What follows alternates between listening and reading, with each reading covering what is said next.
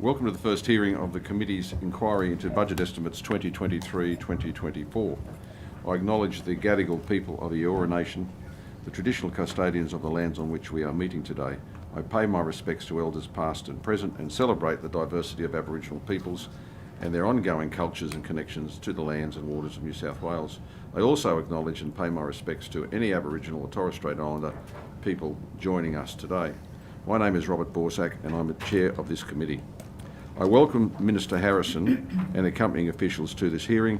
Today the committee will examine the proposed expenditure for portfolios of women, seniors and prevention of domestic violence and sexual assault.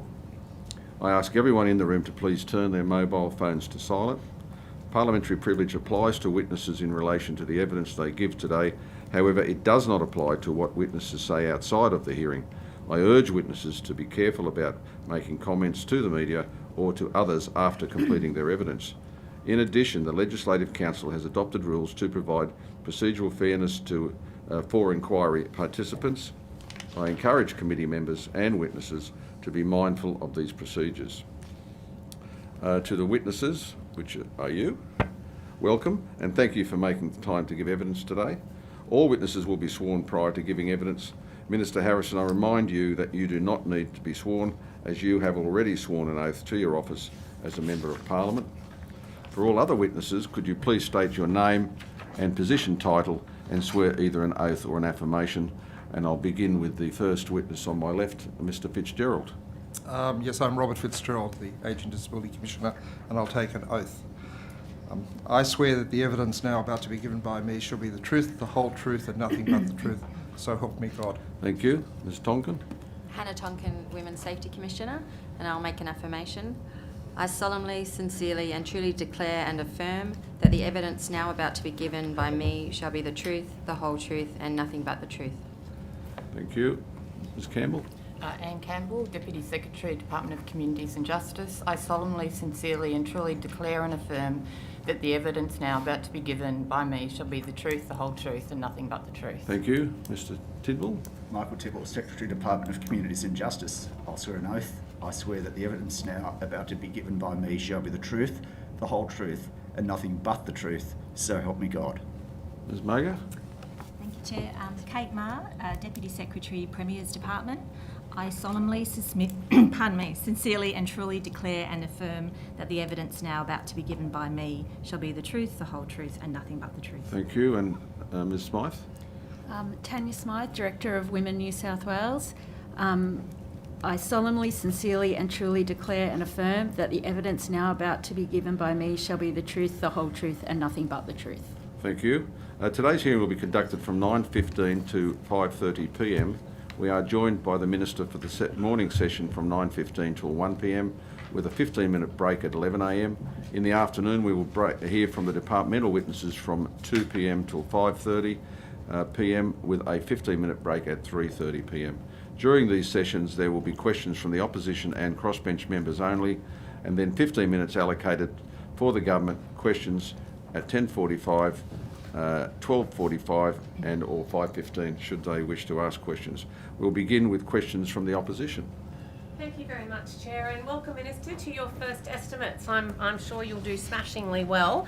I'm starting today, and I'm pretty sure you'll know what the first question I'm going to ask is here today. But what I really want to know is, when were you made aware that the New South Wales Regional Woman of the Year award had been removed from the New South Wales Women of the Year awards?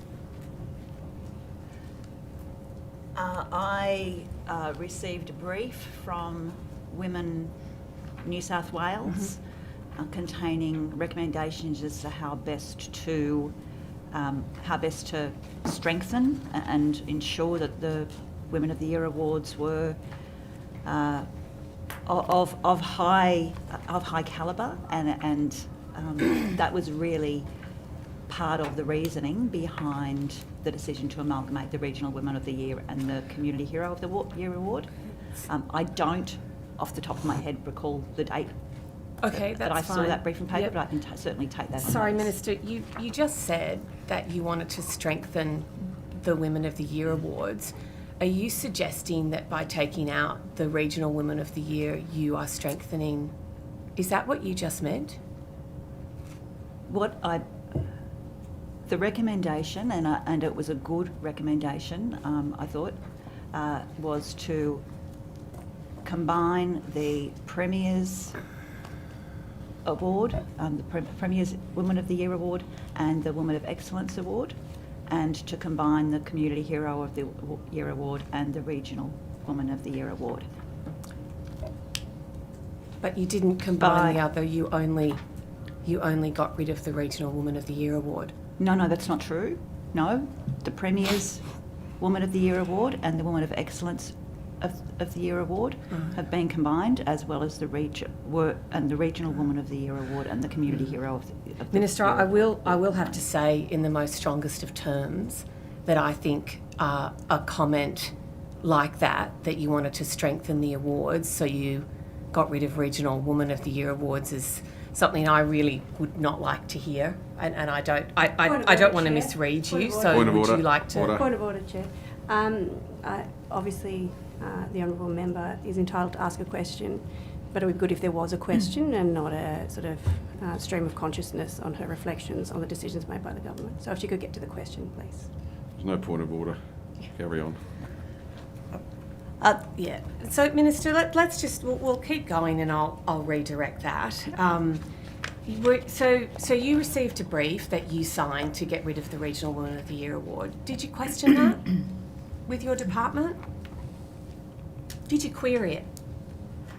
We had discussions about. We have discussions often about briefs that come to me, but after discussing it with Women New South Wales and after reading the brief, I actually thought that it was a good strong recommendation. A good strong recommendation to get rid of the Regional Woman of the Year Award. At the time of reading the brief, that's right. Okay, so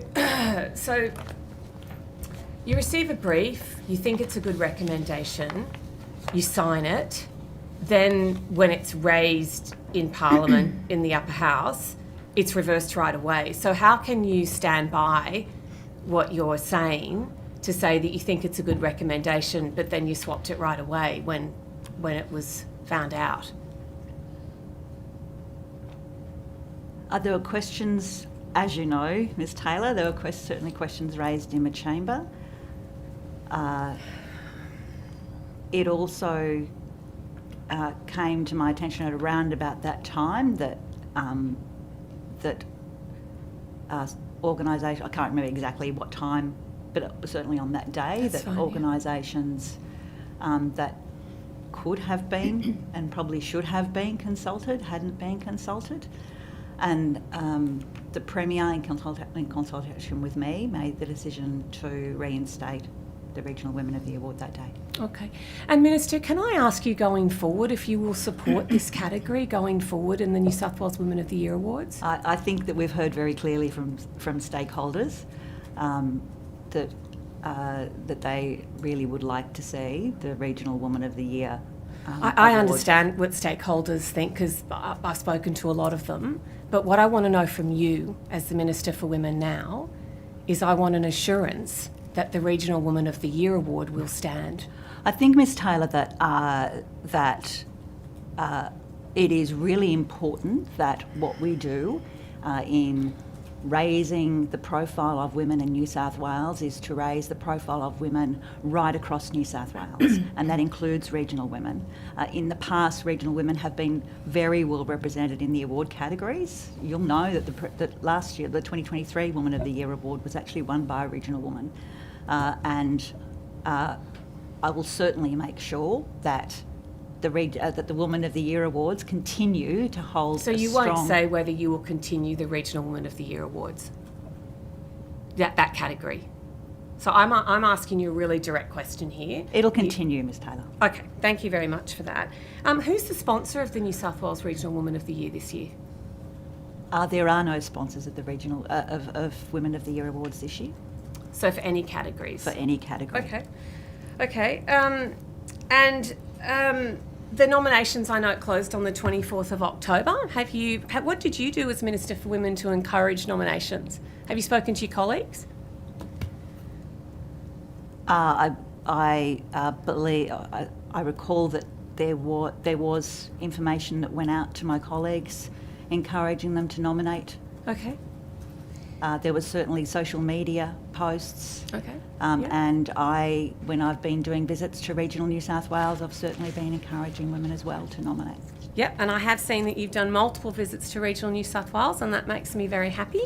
Well, Minister, I'm glad that we've cleared a bit of that up, and I hope that we never see that again. So I'm going to move on now to the senior travels card, right? So do you agree that the cost of living is an issue for seniors in New South Wales, particularly those living in regional New South Wales? I believe that cost of living is an issue for all seniors. In fact, right across New South Wales. Yep. The cost of living is an issue for everybody in New South Wales, and particularly hurts people who are of lower income. Yep. So can you explain why your government cancelled the regional seniors travel card on the 7th of July? Yes, I can. As you know, Ms Taylor, it's a decision, the Minister for Regional Travel has responsibility for that decision. But of course, as Minister for Seniors, I have an interest in it. Yep. Also, being a regional MP, I have an interest in it. So why'd you let them cancel it? Because it was a poorly designed scheme. Right, it was a poorly designed scheme. So let's turn then to your scheme, Minister, to your replacement, which offers seniors 4 cents off petrol at Uniting petrol station. And some people in the region sometimes have to travel 200 kilometres to use that seniors travel card at a Uniting petrol station. Do you think that's reasonable? I just need to clarify that United Petroleum discount did not replace the regional seniors travel card. The United Petroleum 4 cent discount is available to seniors card holders. It is not and it is available to anybody any of the 1.9 million seniors card holders across New South Wales to use right across Australia. And it is available to seniors card holders. It did not replace regional seniors travel card. No, well, it couldn't possibly, because it's not nearly the scheme. But you know, you did go out pretty hard in the media to say, oh, here's our sort of scheme that we're doing. So my question, Minister, too, that you haven't answered is that do you think it's reasonable then that people are driving sometimes 200 kilometres to get to United petrol station to get the 4 cents off? Well, to start off with, the seniors card and the discounts available to it are created by invitations or an open invitation to businesses who want to provide discounts to seniors in New South Wales. So did Uniting approach the government with this deal? Yes. Uniting approached the government, the government didn't approach Uniting? I'll just clarify that. I'll just, because I actually wasn't part of that decision at all. I would need to refer to departmental staff about the detail of that. And respectfully, Minister, we've got the department here all afternoon, so I really want to direct my questions to you, and I'm really happy for you to take that on notice. Yep. If you need to. So so you're not sure whether, so that we get this right, you're not sure whether the government approached Uniting or Uniting approached the government? Would you like to take that on notice? Well, I believe that there is an open invitation to businesses right across New South Wales to join the seniors card and seniors savers card. If that's and the that case, is how I've just had that confirmed that is how that occurred. There was an approach made by United Petroleum to offer a discount. So because and BP or Caltex. Great. So have you approached, has the government approached any of those other petrol companies to match that, to make it easier for regional seniors? No. Right. But I have certainly made an open invitation to, whenever I've had the opportunity, that any business who might be watching this budget estimate session is more than welcome to talk to. So the government's made no approaches. Uniting came to you. They said, we want to do this, and you thought you're cancelling the regional seniors travels card when we know how much that's missed. But then you didn't sort of think, well, maybe we could get in more people to do this, and maybe it could be more helpful to people. Regional seniors, no. The two decisions were completely separate. Now, when the regional seniors travel card was first brought in mid-February 2020. It was brought in as a 2-year trial by the previous government. There was an additional, so that takes the funding up to 2022. Then we had an election coming up. So it received an additional 12 months funding, still in trial. In my local area, and when I say it was poorly designed, I'll go back to why I know it's been poorly designed from the actual time Minister, of implementation. I'm going to redirect now from because the time I of don't. implementation. Point of order. Point of order. I just draw the honourable member's attention to the resolution on procedural fairness with regards to treatment of witnesses and allow the minister to answer the question which was asked of her, and she is doing that and she is being directly relevant to the question. To the point of order, Chair. Chair, in my capacity, I'm allowed to redirect the question. I think I'm being very... Further to the point of order, Oh, Chair. I've hardly interrupted, goodness if me. there is an attempt to redirect, it must be done so in a courteous way under procedural fairness resolution number 19. Witnesses are to be treated with courtesy at all times. Look, you are entitled to redirect, but maybe just do a little bit slower. Slow, okay. So she has a chance, the Minister has a chance to actually answer the question, but there's no problem with the flow of the questions. Okay. Thank you, Chair. Minister, I just want to get back. I'm really aware of that. What I'm just asking you as the Minister for Seniors in New South Wales, we know there's a cost of living crisis. We know there's serious issues with, we know how well received that seniors travel card was. You have a scheme where you went to the media and you were out there saying, this is great, we're partnering with you. Well, that's what it looked like on the telly. And so now I'm just saying to you, well, what are you doing as the Minister for Seniors in terms of making sure that, because this was cut by your government and that you've got one thing with 4 cents with Uniting, what are you doing as the Minister for Seniors to help them in terms of, their travel costs? What are your ideas? Oh, there's a range of cost of living measures that But for we travel, are- Minister, what we're talking about here. for travel specifically. Yes. There are a range of discounts that are available to seniors to assist them with vehicle usage, for registration, for driver's licence. But those aren't specifically for seniors. Those are just across the board things. No, that's not true. Right. There is discounted registration and there is discounted licences for So you're not doing for anything seniors. in terms of helping with that travel card for seniors? Okay. That regional seniors travel card was abolished because it was poorly designed. In one part of my electorate, people were eligible for it. In the other, right across the road, if you lived at number 2 Ellerslie Road, Adamstown Heights, you couldn't get it. If you lived at number 3, you could. That's a badly designed scheme. It was badly designed from the start. Well, it was only Minister, when we got into government that we discovered how poorly designed it was. I think we all know how missed the regional seniors travel card is, but I admire your defence of that. So let's move on, Minister. I really want to talk about elders and your role in your seniors portfolio, and that's where I'd like to focus for the remainder of my time. I just note this, that at 30th of June there were an estimated 4.2 million older Australians aged 65 and over, and it's expected, as you would know as Minister for Seniors, a portfolio I never held, that this number will continue to grow. So I'm actually really, really concerned about the increased rate of elder abuse in our community, and I'm sure I genuinely think that you would be too. And I want to draw your attention to what the government has planned. So you've come in, you're a new minister, you have new portfolios. I'm pretty aware of some of them, I'm not as aware of others. But I want to know what it is that is in, what is in your charter letter from the Premier about seniors? You got a charter letter from the Premier when you became a minister? I did. Yeah, and in that, what did it put as priorities for seniors in New South Wales? My understanding is my charter letter is an issue between the Premier and myself. Okay, so what are your priorities, Minister, for seniors in New South Wales? For seniors? Yeah. Or in relation to elder abuse? Yeah, in relation to what's happening with seniors and the increasing rate of elder abuse. Okay. Well, as you know, we have an Ageing and Disability Commissioner I in do. New South Wales. And I'm looking forward to questioning him this afternoon, Absolutely. very respectfully. And the work that the Ageing and Disability Commission has been doing has been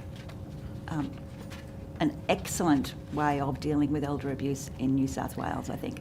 There has been a considerable amount of work done by that commission in raising awareness in relation to elder abuse, So, Minister, so just in the essence of time, elder abuse in the first 3 months of this year has increased by 20%.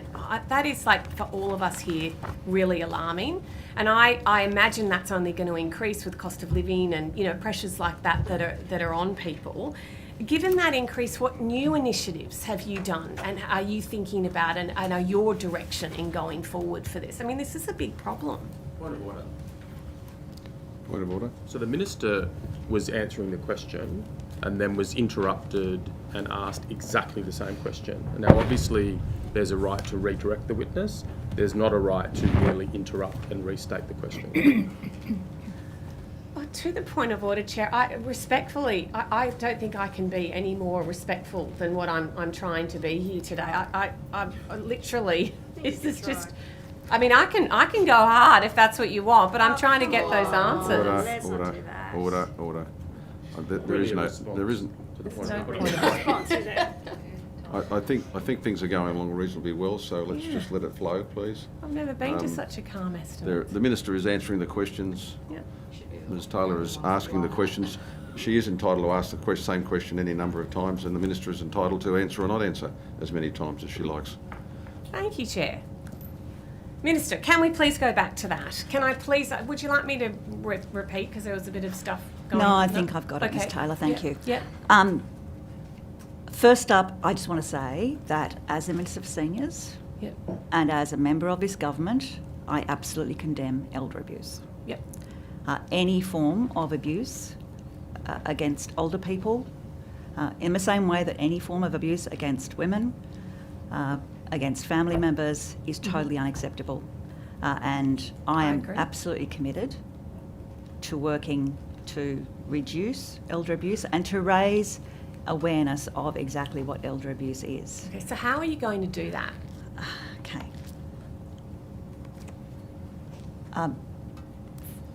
There is currently work being done at a national level to develop the second national plan to end elder abuse, to address elder abuse. Respectfully, Minister, I do need to redirect. I understand about the national. I'm my happy. question was, I'm what are you happy to doing? keep going, to keep answering the question, unless you want to redirect the question. Yeah, I just want to know what you're doing, not about the national plan. Well, I was about to say that New South Wales is actually working with. Point of order. The Minister is very carefully and deliberately explaining what she is doing.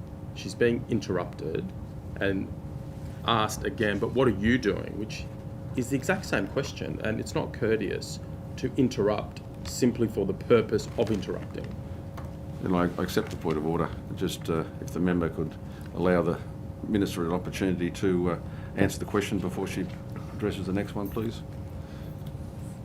Only 10 seconds, so. So we're working with the national government on developing a second national plan. I am certainly very keen to see the role of the Ageing Disability Commissioner properly supported, which wasn't happening under the previous government, and it's been the subject of previous estimates, I believe, about the lack of funding for the Ageing Disability Commissioner. So I'm very pleased that. So have you increased the funding? We've been able to provide additional. Saved by the bell. Additional funding to support the Ageing Disability Commissioner, and I will continue to work with the Ageing Disability Commissioner. Okay, thank you. Crossbench.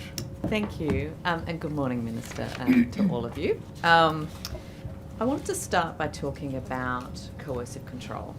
Now, obviously, this is a thing that this particular Parliament has been deeply involved. It's an issue with which we've been deeply involved for some time. 2 years ago, the joint select inquiry on coercive control in domestic relationships reported to the Parliament. And since then, we had legislation put in place under the last government. You'll be aware that there was significant criticisms of that legislation. The legislation was very much reliant on a task force, being established that could implement and oversee that offence before it came into effect. You've now been in office for 6 months, I think. 7. Yeah, 7. What is the current status of the implementation of that offence?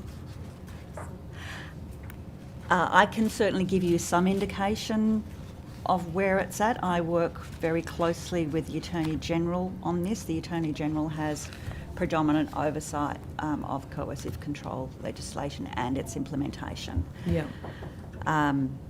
Certainly, we've had discussions about issues in relation to coercive control, and I know that you're really, really keenly interested in exactly where we're at. The implementation task force has been meeting on a regular basis, on 8 occasions since its implementation. The task force has established a 3-stream work plan. Stream 1 is about training and education. Stream 2 is about operational systems. And Stream 3 is about community awareness. Sitting underneath the implementation and evaluation task force, there are 10, or there are established 10 sector-specific working groups, which you'd be aware of, identified in the legislation. So those working groups have also been meeting. The last one which was established was the lived experience reference group, and that was established in June, I believe, and has met. So can I ask perhaps a few questions about those groups? I'll try to give you information. I'm not sure that I'll have the detail. How were the reference groups determined? Who came up with what those reference groups would be? I'd need to refer that to departmental staff. That was undertaken under the previous government. Okay. Yeah, by the then Attorney General. Although I'm really pleased to see the inclusion of those with lived experience in the process, my understanding of the original intention is that those people would be embedded within the other reference groups as well, rather than being a standalone reference group. Are there victim survivors and those with lived experience sitting within the other reference groups as well? I would think there probably would be, but I'd need to refer. No, there are not. There are not. Not that we're aware of. Okay. And in fact, thank you, I should not, Of that course. I understand, Yes. Ms. Boyd, but I'd be happy if I need to clarify that, to take it on notice and confirm. Thank you. Were expressions of interest sought publicly for each of those reference groups? Not. I don't Not to my believe so. knowledge, no. Other than the lived experience group, I understand that was done through DV New South Wales through an expression of interest process. But I'm happy to take that question on notice. Okay. What was the selection process for membership of the reference groups? It was determined, as I mentioned before, by the former government. Okay. Can you tell me how they determined it? I don't have that detail Are you here. able to provide it on notice? Yes, I can see what Thank I can do. you. Why is there no health-specific reference group? There is a health representative on the task force, Ms. Deborah Wilcox, who is a Deputy Secretary in the Ministry of Department of Health. Health, who does play a very active role in the work of the task force. Where Ms. Wilcox has been unable to attend, there has always been a health representative, and they're actually within the Department of Health, from the Department of Health, there's been very active engagement. On the task force, but Yes. no separate No reference standalone group. group, correct. There is a representative on the government and legal reference group from health. Yes. Okay, I'm aware of that person. Is there an overall strategic operating plan for the task force? Yes, there is. There is. Are you able to provide it? I would be happy to set that out and provide it to the committee, yes. Thank you. Are you able to provide the minutes of the task force meetings that have been held so far? From where I sit, yes, I'd be happy to, yes. We may need to check with the Attorney General. I but will if- need to. I do actually report to the Attorney General on this. I should. Wise counsel from my right. So subject to the consulting with the Attorney General, I will take that on notice. All right. Thank you. Minister, during the joint select inquiry and the deliberations that we had in relation to the report, which has, given that there was cross-party support for that process, and it was a very involved and long running process. During that inquiry, it was very clear to us that if we were to get implementation of this legislation right, that we needed quite a long lead-up time. For example, so that we could have police adequately trained before the new offence came in, so that we could have judges and other judicial officers trained. From what I'm hearing, it's just not been possible for that to have occurred as yet. Are there any moves to delay the implementation of the offence, the start date of the offence? From my discussions with the Attorney General to date, there are no moves to delay the implementation of coercive control as a criminal offence. Mm-hmm.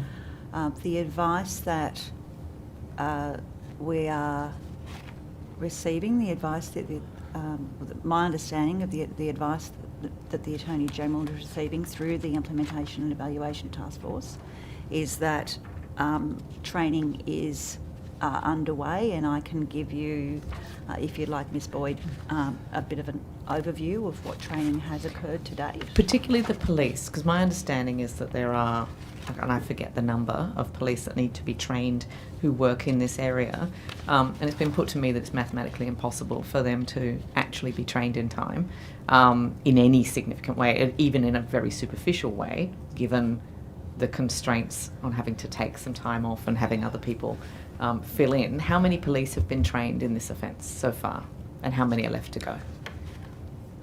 I know that all police have received some online training, and there has been some second phase of training of police that has been provided to specialist police officer and identified select operational police, including ones that specialise in domestic violence. Yeah, area. we I'm know sure from Mr. Tidbell experience has further overseas, information. though, that what is required for an offence like this to actually make a difference and not have unintended consequences is for police to have face-to-face multi-day training. Clearly that's not occurred in this case, has it, Minister? That hasn't occurred. No. Multi-day training for all police Face-to-face. has not face-to-face Yeah. has not occurred. No. That's correct. Um, But Mr. Tidbell would like to If I, provide. Ms Boyd can just add, so at the symposium held on the 17th of August, there was a complete criminal justice system consultation and briefing on where we're at. At that briefing were police, the Judicial Commission, the Office of the Director of Public Prosecutions and Legal Aid and other stakeholders. In terms of the police, I agree that the rollout of training across such a large police force, particularly in regional areas, is challenging. If I can take on notice of what is happening, my understanding is that there is quite a detailed plan for police.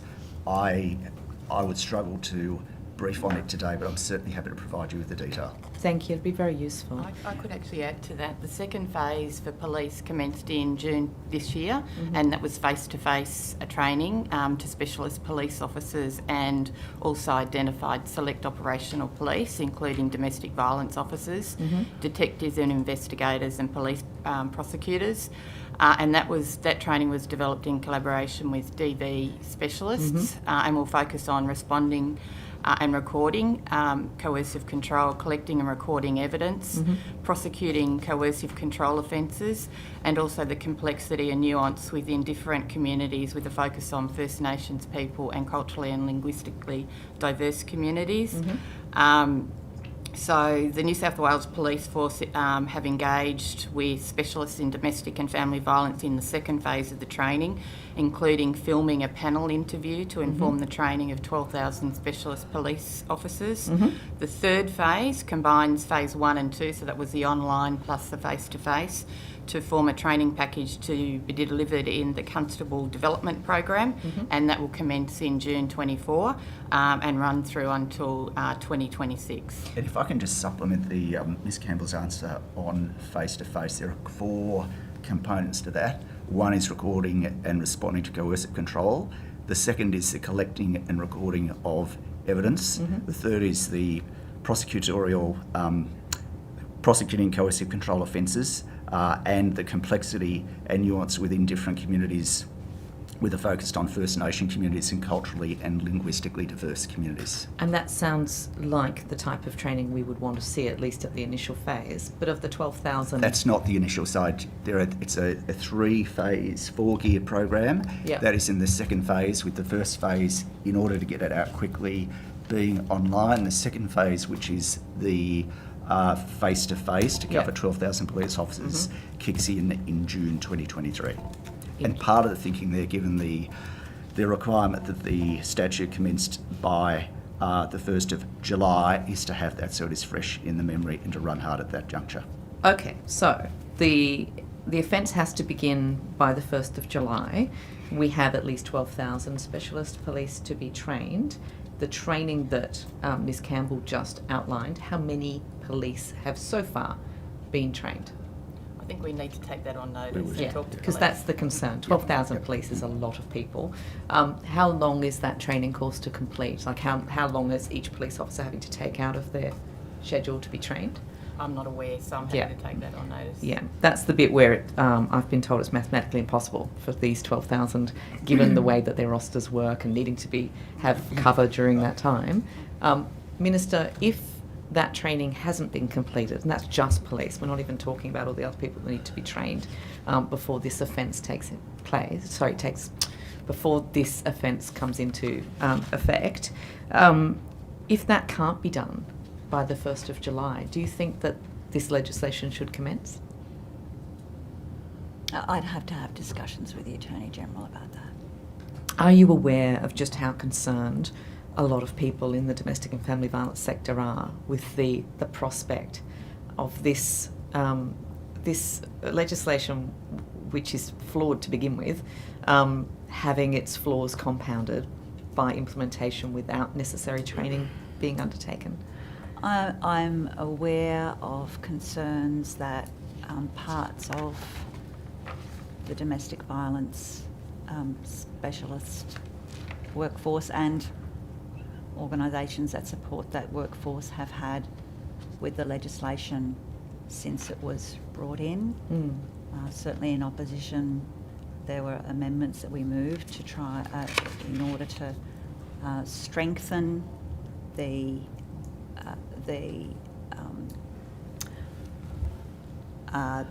accountability and exactly the transparency with what was happening as far as the implementation went. I am working with organisations and hear from organisations like Domestic Violence New South Wales, Women's Legal Service, as has the Attorney-General about their concerns. But we are being guided by advice that is being provided to us about what is currently happening in each of those particular workforces. We're happy to continue to have those discussions with stakeholders, though. Thank you, and I will come back to you in future months as well as we get closer to that deadline.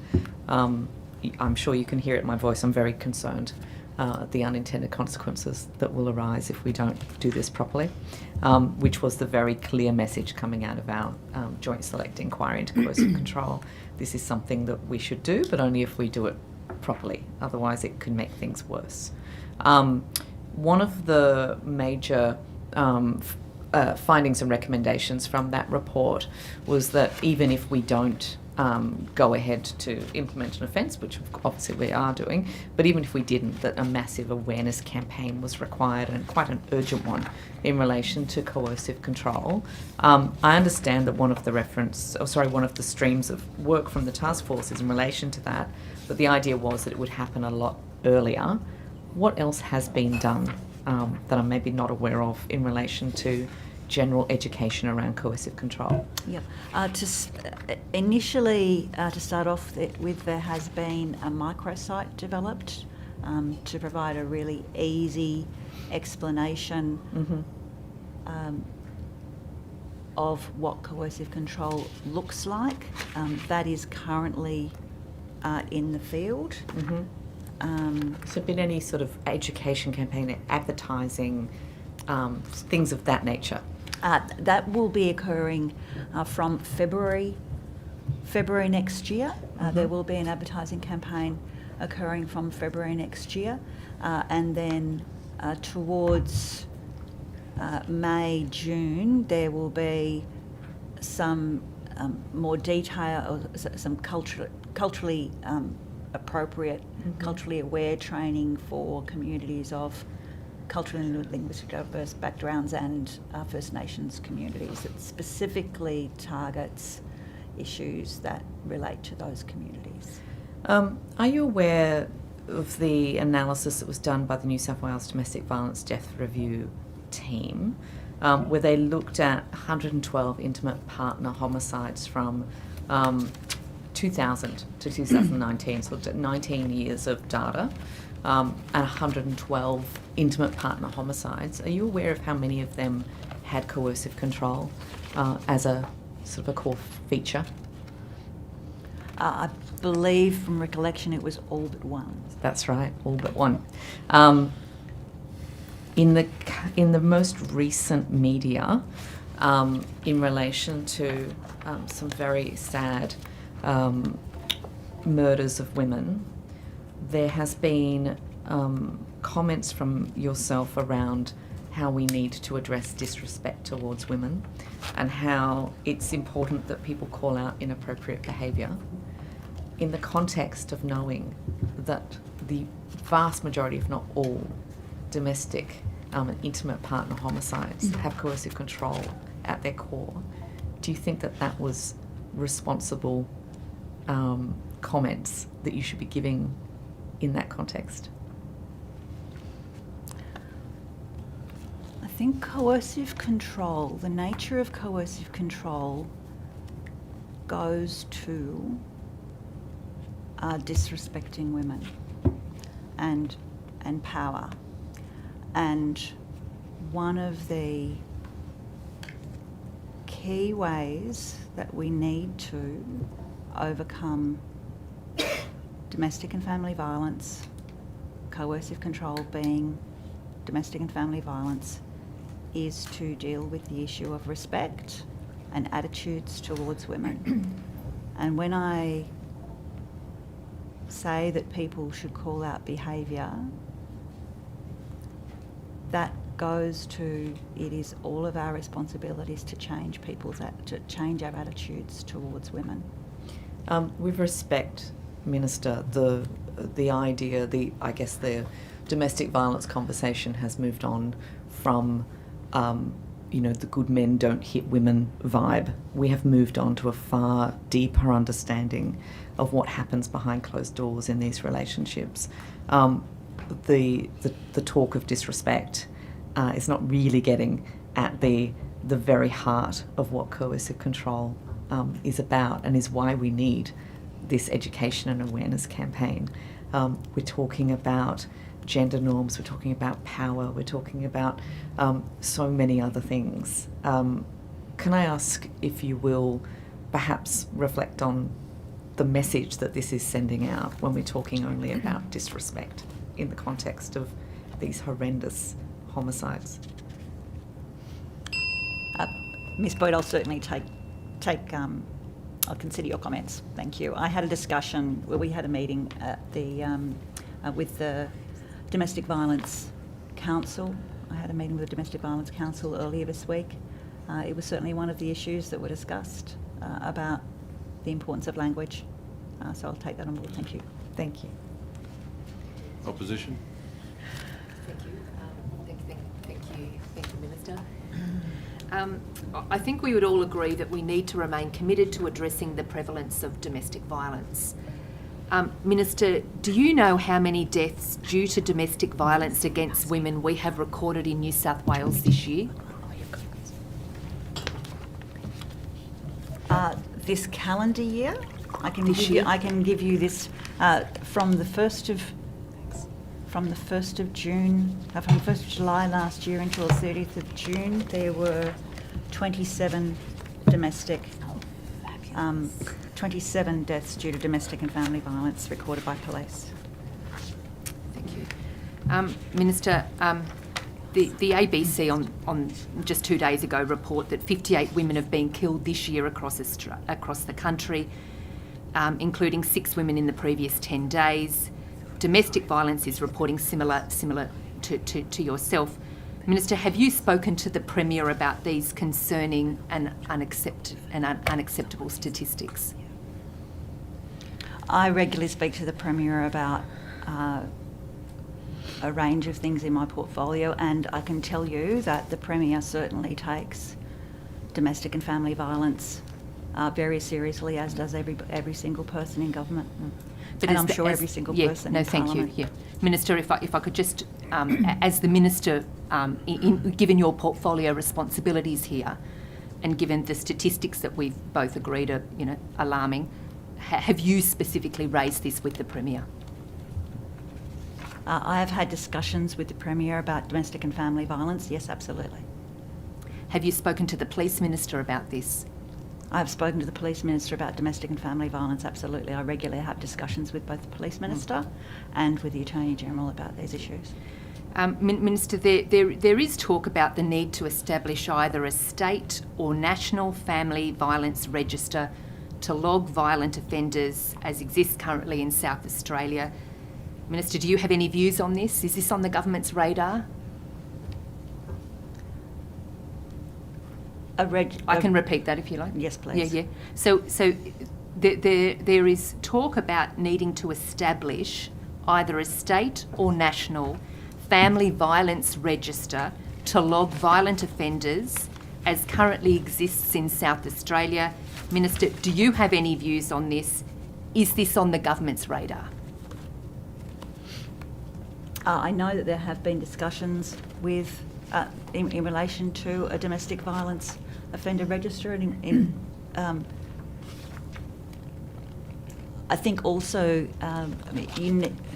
just by looking at police operations, and this is in the Police Minister's portfolio, but police operations like Operation Amarok,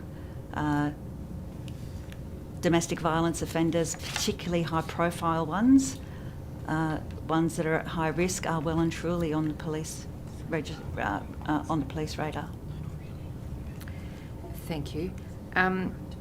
As Domestic Violence New South Wales reports, it's hard to quantify the devastating loss people are experiencing due to domestic violence. Minister, apart from the personal cost, what is the cost to the New South Wales economy? I don't have that figure in front of me, I don't believe. I'd need to take that on notice. But I could direct you to your budget papers. And this is the Gender Equality Budget Statement.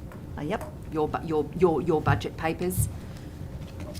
In addition to the personal cost, it is estimated that the escalation in domestic and family violence during 2020 will cost New South Wales $3.3 billion between 2020 and 2025, and it continues. Any reflections on that? What's presented in the budget papers? The cost to New South Wales on this? You are the Absolutely. responsible minister. Absolutely, and we've been in government for 7 months you've established, yeah? seven Point of order, months. Chair. That's right. Point of order. I'll hear the point of order. Thank you, Chair. I appreciate the Honourable Ms Merton's passion for the subject, which I think all of us here share, but I think we need to afford the Minister the opportunity to answer the questions before heading on to the next one. Thank you. I think Minister. there's no point of order. Continue. The fact that it is in that statement is an absolute reflection that we take domestic and family violence very seriously. Thank you, Minister.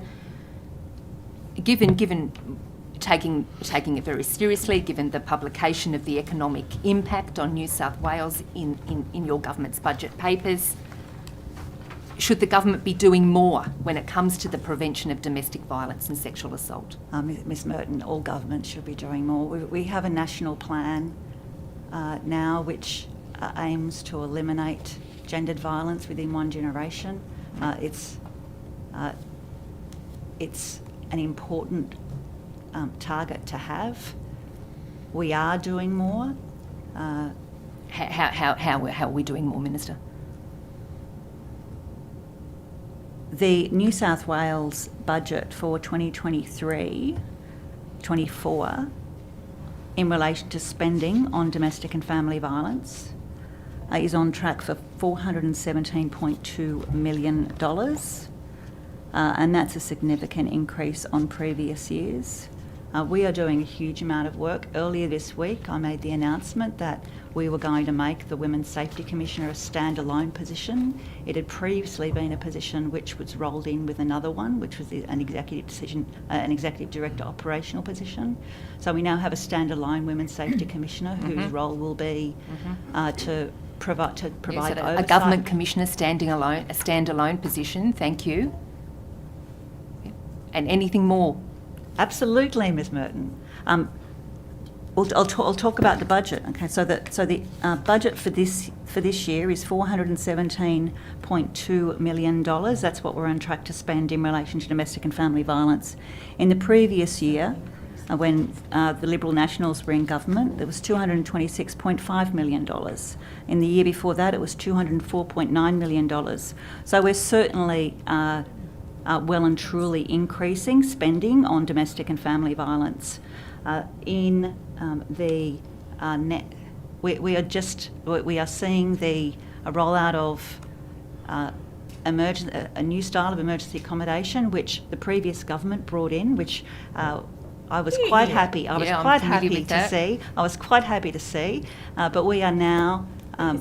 We are managing those contracts to make sure that by the end of 2016 there will be accommodation for an additional 2,900 women and children leaving domestic and family violence. Sorry, what year was that, Minister? I missed that. By the end of 20... By the end of 2020... I thought you said 2016. Sorry. I did. I apologise. That's okay. 2026. 2026, yeah. 2026. Importantly, what accommodation, we are doing, lovely, yeah. Absolutely. We're increasing accommodation, we're making sure that staying home leaving violence is available both in metropolitan and regional areas, which is, I'm sure Ms Taylor will be interested in the regional areas. Always interested, absolutely. Minister. I know Ms Taylor. She'll follow that, Minister, yes. But importantly, what we need to do is we need to focus on primary prevention as well, and we're in the process of doing that. Okay, thank you. There are a number of things on top of that this government took to the election, which we are very pleased to be implementing, and that is an additional $8.1 million to the Redfern Legal Service to provide a financial abuse service to enhance and expand their current financial abuse service.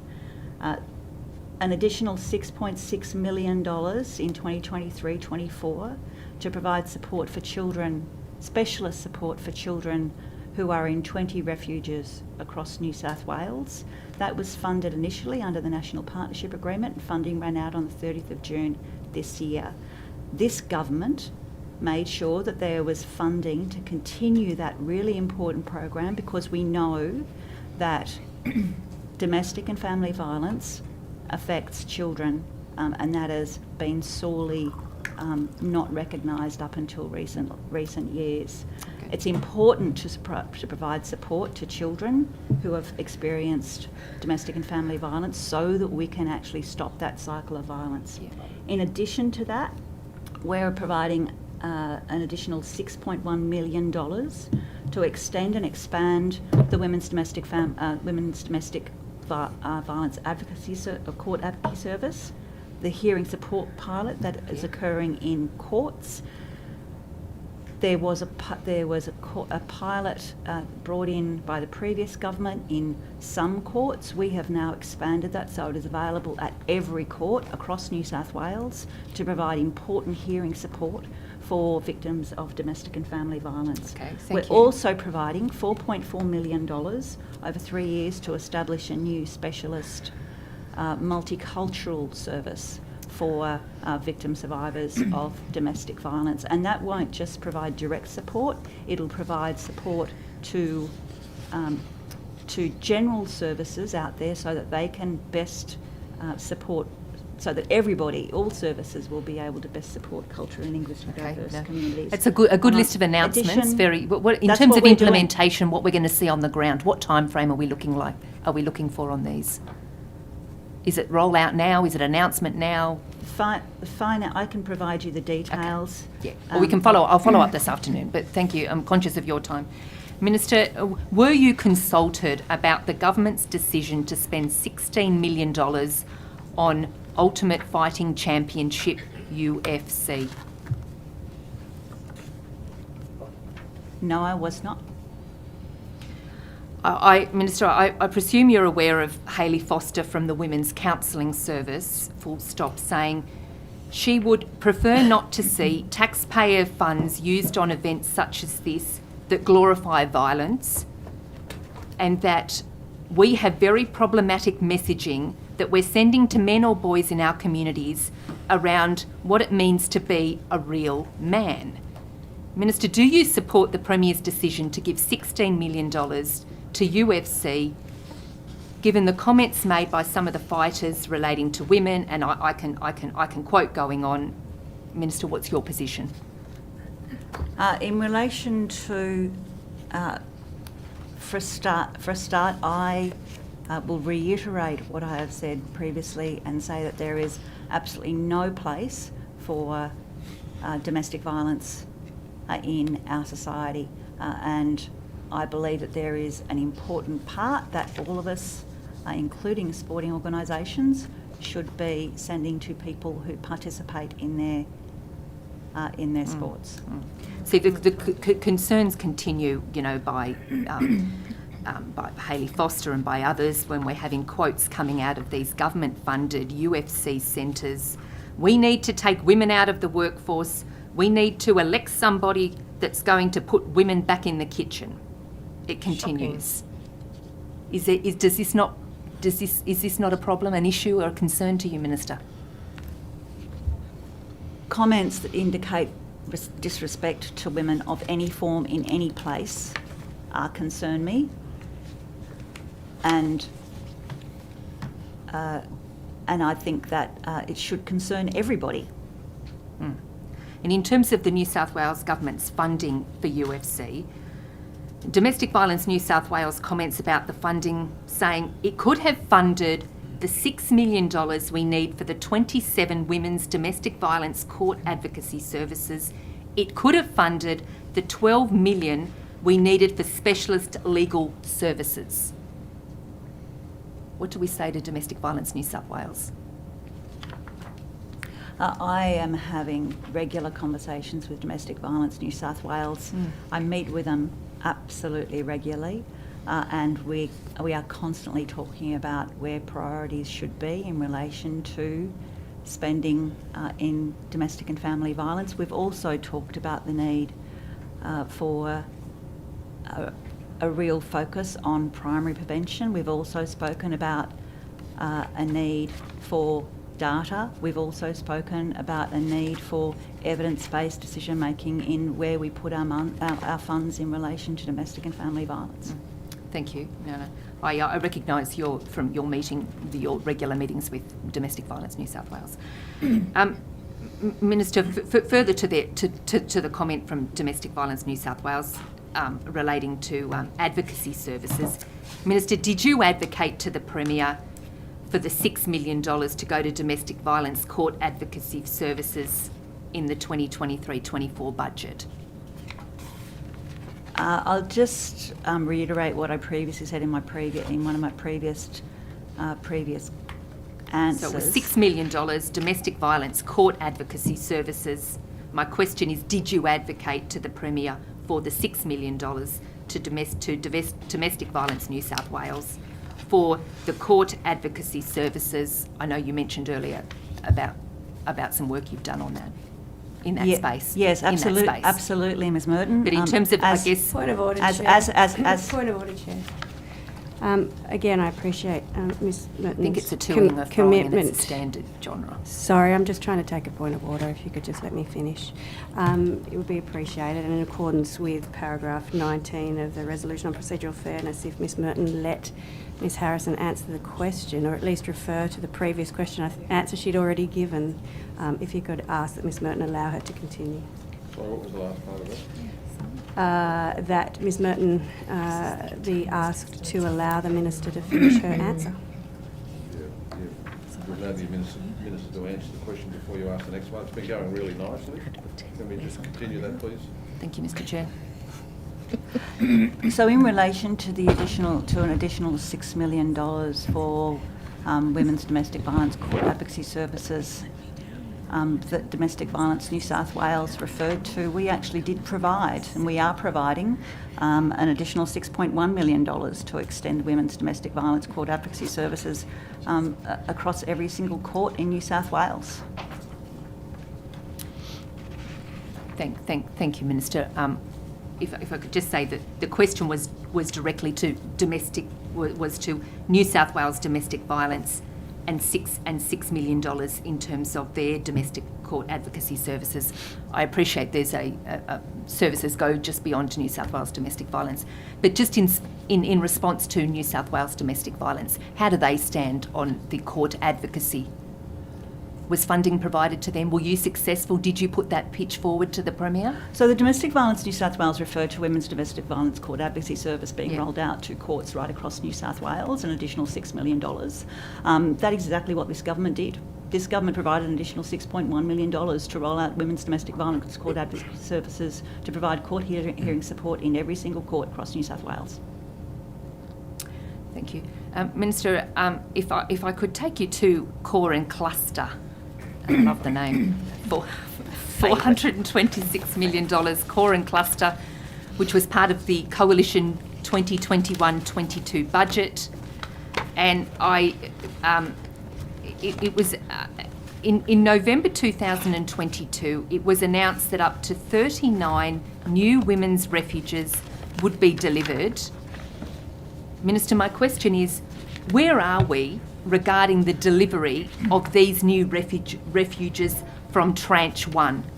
So it's referred to as the Core and Cluster. It was a $426 million commitment by the previous government. Where are we in terms of the delivery of the 39 women's refuges? So I'll just clarify, I don't believe the 39 Core and Cluster refuges were part of Tranche 1. I think they were part of Tranche 1 and Tranche 2. Mm-hmm. Contracts are, if they have not already been signed, and in some cases building has commenced, and in some cases buildings are now operating as Core and Cluster refuges. But certainly... How many refuges, Minister, I asked, in terms of the announcement of 39 new women's refuges, where are we at? How many do we have today? I'll just refer to Mr Tidball about that. Don't you know? If I can indicate... Any locations, details, maybe you visited them, consultation? Point of order, Chair. Of that 39... Point of order. Yeah. Once again, if we could draw attention to the procedural fairness and the treatment of witnesses and allow the witnesses, both the Minister and others, to actually answer the question before another rolling set of questions or commentary. Please allow the... Thank you, Mr. Chair. Thank you. Proceed. Sorry, Chair. So the figure is 39, and the key point in terms of the implementation on the ground is those projects being approved by the various organisations, and 39 have been approved and are being rolled out. Is that tranche 1 and 2 or just tranche? It's tranche 1 and 2. Tranche 1 and 2. Yes. So there are 39 and right. And 3 have opened. Yeah. Okay. Thank you. That'll do it on time. Yeah, thank you. Yep. Crossbench. Thank you, Chair.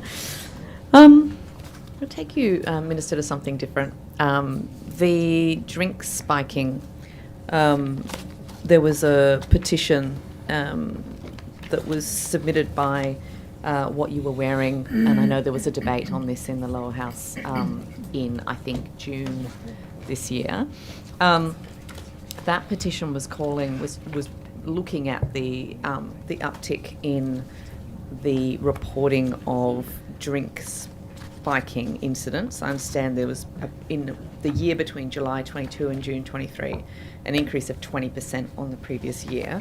And it was calling for two things. The first one was this collaboration with venues to prevent drink spiking, involving training and other things. And then the second one was to reduce the stigma placed on victims, given that less than a sixth of all incidents get reported to the police, and that underreporting is put down to, the research shows that it's put down to sort of shame and stigma. Are you aware of what has been done by your government in relation to, sort of in response to that campaign? Thank you, Ms Boyd. That petition was led by certainly one of the local women in my area, Sarah Williams, who was actually the Newcastle Local Woman of the Year, I think, this year. Hey, we love a Women of the Year award. We love the Local Women of the Year awards as well. Sorry, Anne. It's okay. Very passionate. And it's regional. The minister And has it's regional. the minister who has general oversight of that is the Minister for Liquor and Gaming. But my understanding is that there has been additional training additional training required, evidence of training, but I'd need to take that on notice, as I said. I understand. The Minister for Liquor and Gaming has responsibility for that. The Minister for Gaming and Racing put out a media release on the 11th of October in response, setting up a new campaign called Think Safe to Drink Safe. Were you consulted about that campaign at all?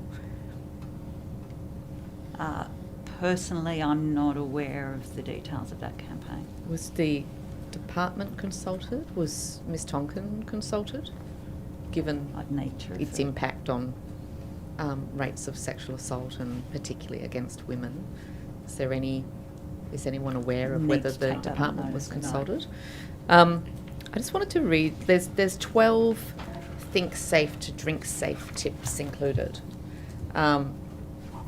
At least 5 of the 12 tips appear to have nothing to do with drink spiking or the drink spiking campaign, and appear to actually be leaning into the stigma around drink spiking. So, for instance, one of them is pace yourself, count your drinks, try a low alcohol alternative, have a spacer of water between alcoholic drinks. Another one, avoid shouts, drinking games or shots. Drink at your own pace. You don't have to join in every round. Consider buying a non-alcoholic drink. Eat before or while you're drinking. If you have a full stomach, alcohol will be absorbed more slowly. Stay busy. If you have something to do, you tend to drink less. So have a game of pool or hit the dance floor. Consent and boundaries. Alcohol can lower your inhibitions.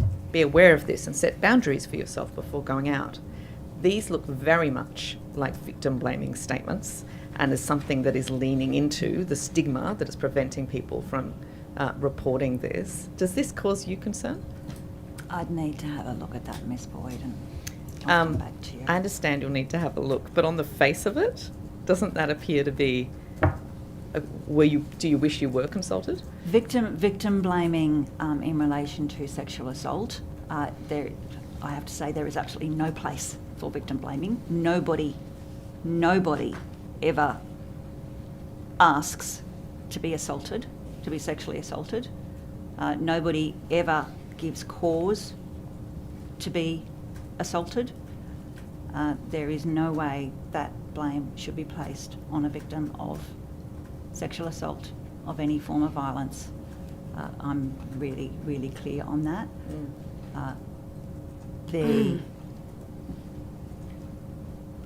We need to be sure that we can be in safe places.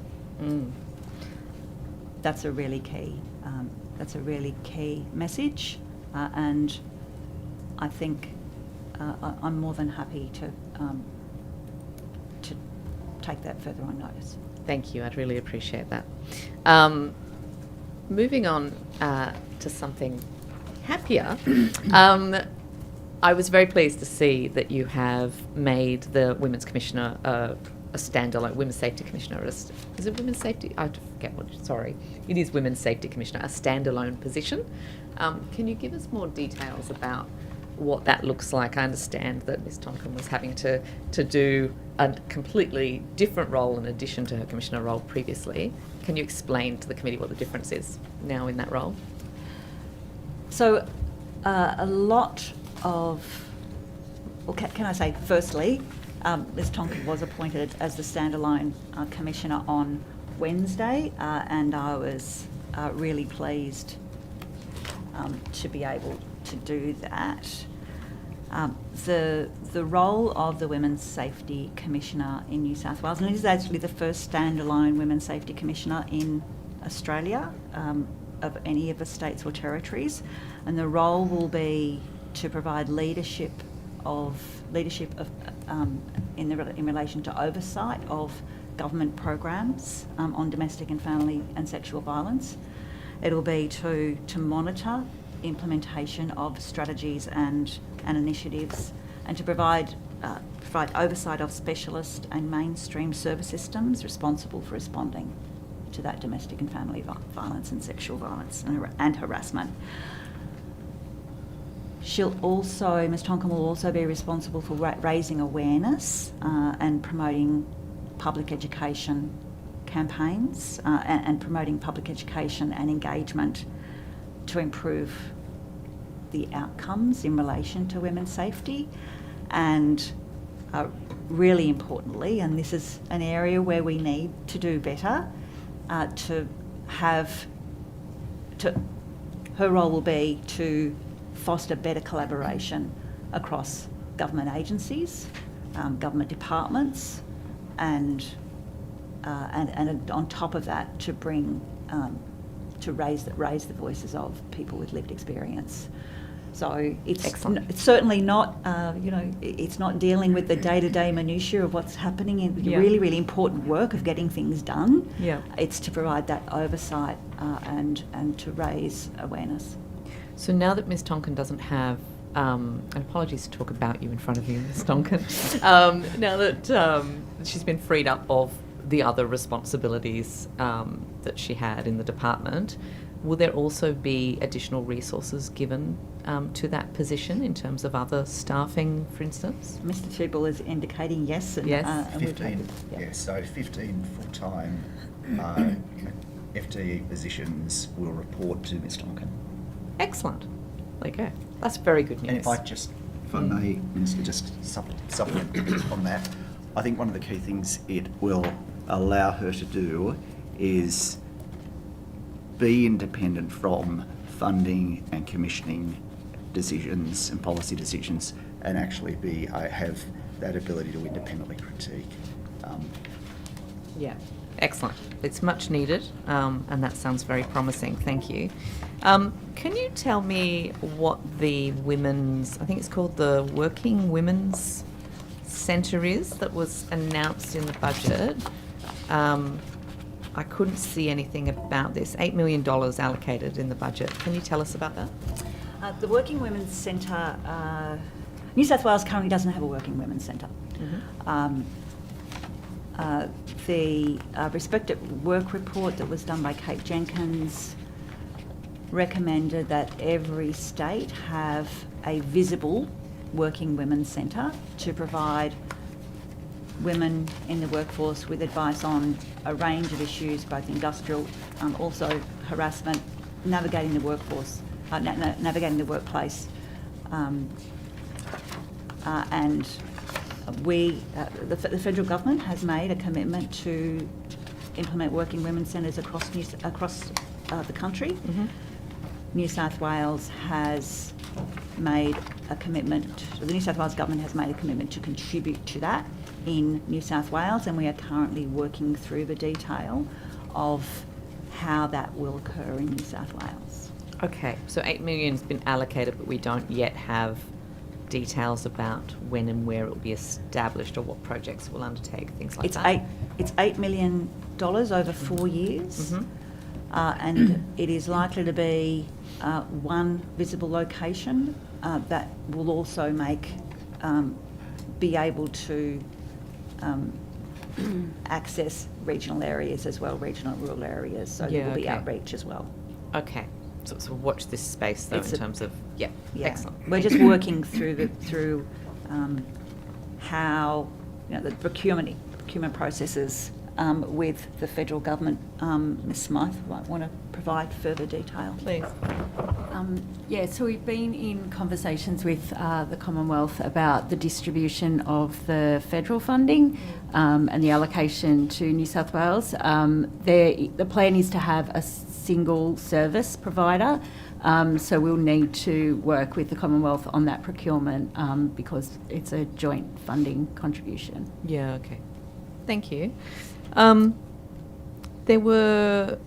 It was reported that there are 52 reports of sexual assault against older women in aged care centres every single week in Australia.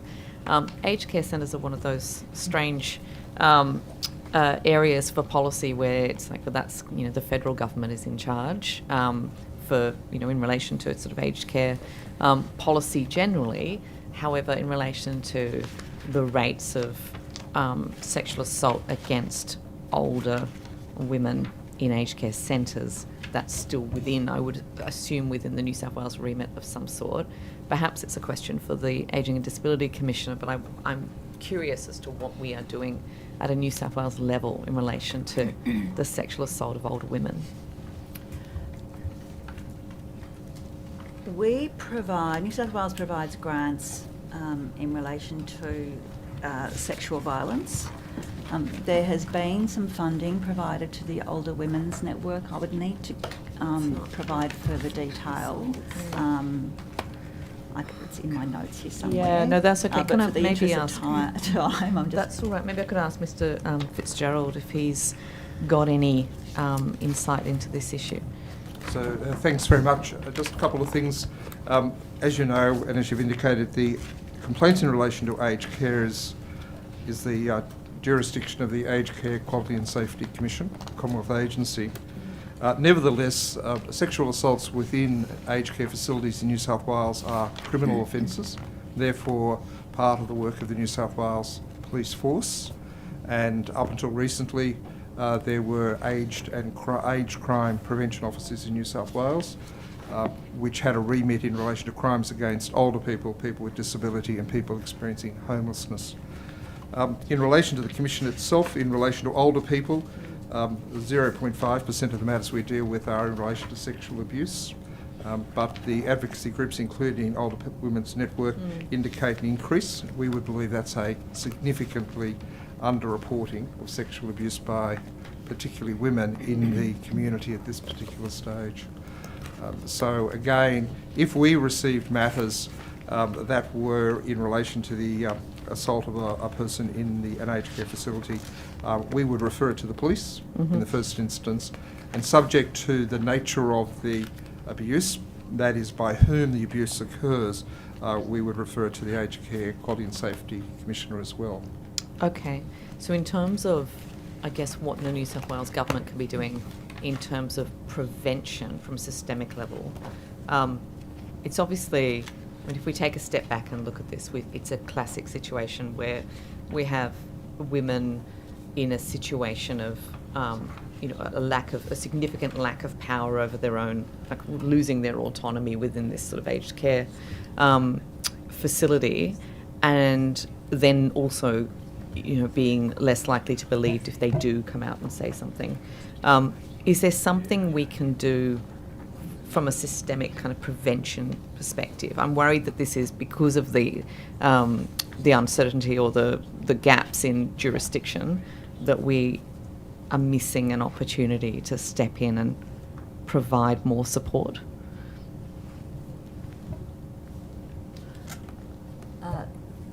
There certainly is. There's a couple of pieces of work that are currently being undertaken. Relationships. The New South Wales government is working with Relationships Australia on a program that they have called Let's Talk: Mitigating the Risk and Responding Early to Elder Abuse, in relation particularly to sexual violence against older women, particularly in aged care facilities. I'm certain that there's a grant under the sexual violence grants that we have that particularly relates to the issue that you're raising. So I need to take that on notice. I might be able to get further information. That would be today. really useful. As I say, whenever there's any of these sorts of overlaps in jurisdiction, we tend to end up with not enough action. So it would be good to find out what's happened there. Thank you. I just want to ask about plans to extend the staying home, I always get this in the wrong order, staying home, living violence, staying home program. Particularly in the context of increasing housing prices and there not being any rental stock, etc., etc. Clearly, we need more women to be able to stay in their homes. What are the plans in relation to extending that program? Staying Home Leaving Violence is an important program which, as you indicated, allows women and children to stay in their homes and safely. So it provides things like changed locks, additional security in the house, CCTV, duress alarms. So it's a wonderful way of supporting women to not leave their own home. Staying Home Leaving Violence is actually currently available in 91 local government areas across New South Wales, and it's been provided by 32 service providers. It's not available, as you mentioned, right across New South Wales. Staying Home Leaving Violence will be recommissioned in 2025, and I would certainly be looking at trying to get as much possible coverage in New South Wales as we possibly could at that time. But at the moment, I can't give any indication as to exactly what that might look like. Okay. It'll be subject to future budgets. The Labor government has a plan for shared equity schemes for victims of domestic and family violence to be able to buy a home earlier. That scheme has been criticised, by myself included, as being something that sort of misses the point in terms of really it applying to a very small group of people who can prove that they are, both that they were a victim of domestic and family violence and also that they somehow have a deposit of some sort. I know that there was further work being done in relation to that policy after the election. Where is that up to? Has consultation with the domestic and family violence sector resulted in a sort of a better structured program? We have developed a. There was a task force established that was co-chaired by myself and Domestic Violence New South Wales to look at how best to provide that shared equity program to victims of domestic and family violence.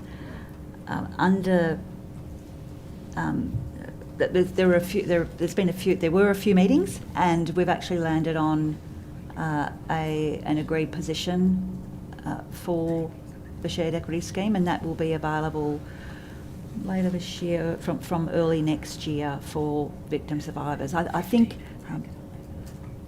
you're right, Ms Boyd. Shared equity is not going to solve the problems of every woman in relation to housing who's experienced domestic or family violence. It will provide assistance to some. We need to look at a huge range of different housing options, and that's one of the that's what this government is absolutely committed to. Thank you. I think it's my turn. Shall I go straight in? I think we go to morning tea, don't Is morning tea at 11 or now, I'm Chair? going to do half and half, 10 and 10. Sorry, 2 minutes. You're going to break.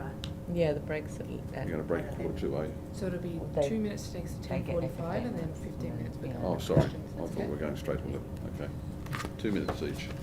2 minutes each. Would you like to go, Abigail? Oh, with I your don't 2 know where I minutes? want to go. 2 Or minutes. do you want me to go? You go. Minister, I just felt, because I have another theme I want to prosecute, but I just want to go back to what we were talking about at the beginning with the Women's Awards. You said that you want, and I'm not meaning to verbal, so I say this respectfully and I'll be corrected, but you used the word strengthen. You wanted to strengthen the awards. And then you said that you actually supported women being able to get awards and that it was important. Could you just explain to the committee how you cut categories of awards and how that could possibly strengthen them?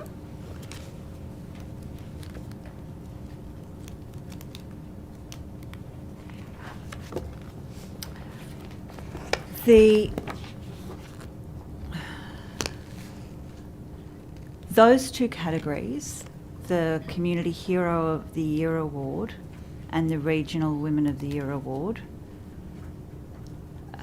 were...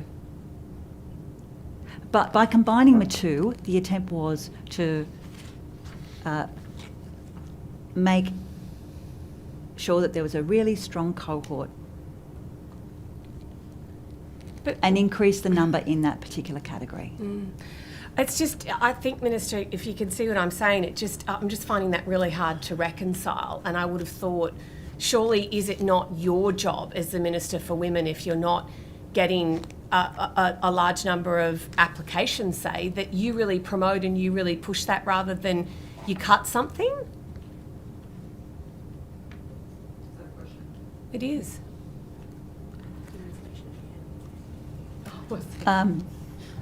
Can you please rephrase that? Can you please repeat that question? How can you strengthen awards when you cut the categories? By increasing the numbers of nominations that go into each category. So... Okay, I'll ask her. You guys just woke up so quickly then, you were starting to snooze and then boom! Okay, I will ask it. Just a quick one. The initiative for a specialist multicultural family violence centre. Can you give us a timeline and update on the progress of that initiative? There are discussions currently occurring, I believe, in relation to that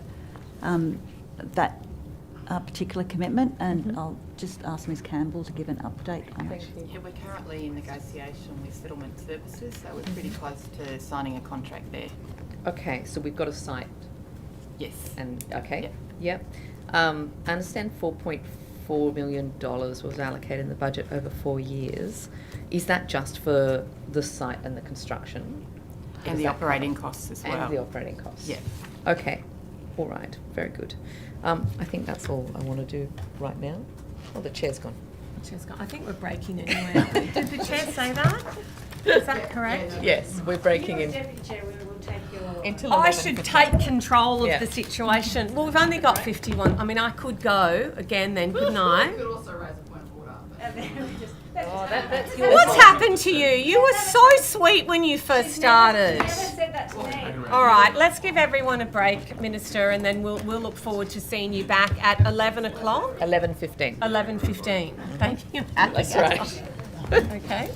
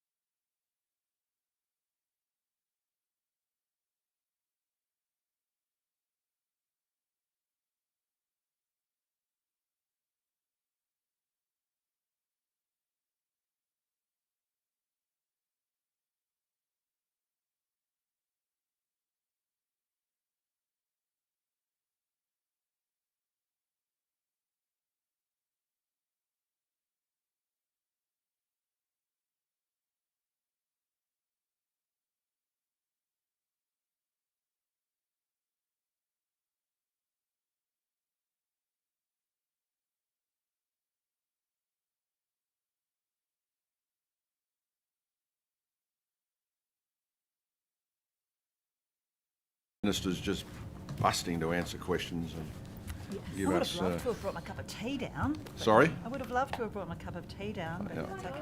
We've got tea. Oh, There's no, tea it's here. Herbal. It's herbal. There's tea here. That's okay. Tea, coffee. I'm sure you've got someone who'll bring you a cup of tea, Minister. Speaking from experience, yeah. I'm sure Ms Taylor would bring you a cup of tea if you I really would, wanted but I've to. got questions to ask. But I would afterwards. All right, we might get started again. It's now just after 15:15. Okay. Opposition. Thank you very much, Chair.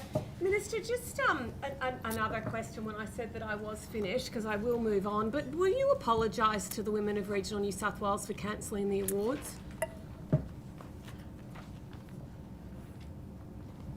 What I will do is I will say to the rural and regional women of New South Wales that it is absolutely important that they are recognised and that the Women of the Year Awards will continue to recognise them. I am actually really pleased that the numbers of nominations this year have increased. It's amazing when you give it a little bit of a push.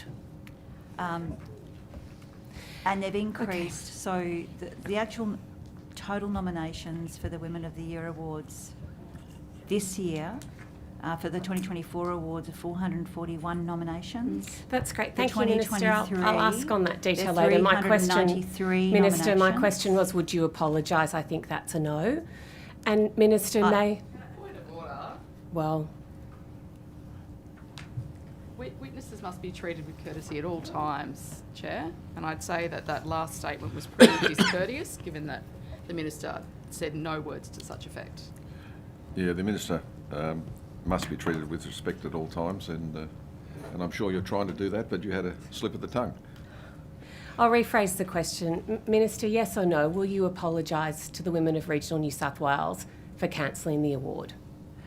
Ms Taylor, the day that we reinstated the award, I made a phone call to the CEO and to the chair of the Country Women's Association, explained the logic.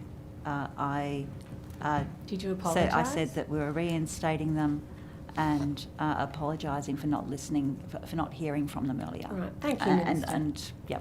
Yeah, I really appreciate that, and that's why I asked the question. And it was, yeah. And also, Minister, was it you or was it the Premier who decided to reinstate the award? It was the Premier in conjunction with me. Right, so the Premier made the decision. Did you say to him that was the right thing to do? Order. It's a question, Chair. No, point of order. Again, you're misrepresenting what the Minister has said, which is utterly discourteous and under procedural fairness resolution number 19. No, that's not actually a point of order. Well, witnesses the must Minister be treated can with speak for courtesy. herself. Yeah. I'm sure if she can misrepresent, she may, but it's up to her.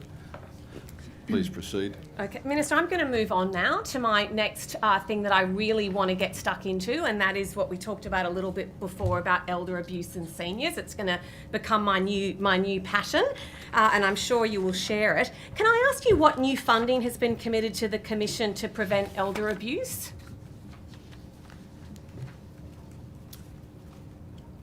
My understanding is that there is an additional $2.5 million that has been provided to the Age and Disability Commission. And is that over the forward estimates, Minister, or is that... That is for the, no, Minister, that is for the current. Mr Tipple's got further. So it's for 1 year? Did you say, or is it over the forward? Sorry, I just didn't quite hear. It's the $2.5 million is a one-off payment for this financial year over and above the budget that was announced this year. Right. There's no forward additional funds at this stage. Oh, thank you very much, Commissioner. Well, that's very, very interesting. Minister, did you have discussions with the Premier or Treasurer about the need to secure funding for the Ageing and Disability Commission? The Minister for Family and Communities and the Minister for Disability Inclusion and I talked about funding for the Ageing and Disability Commission, and I was certainly in meetings with the Treasurer where that was discussed. And did you raise it in the you did raise it in the budget process? It was certainly raised through the budget process. Okay, but not sort of like just for 12 months, so that's all that was gotten. Gotten's not even a word, sorry. That's all that was allocated for 12 months. The $2.5 million has been allocated from within existing budgets. And would that be from the existing budget? You said you did that with Minister Washington. Would that be from the DCJ budget?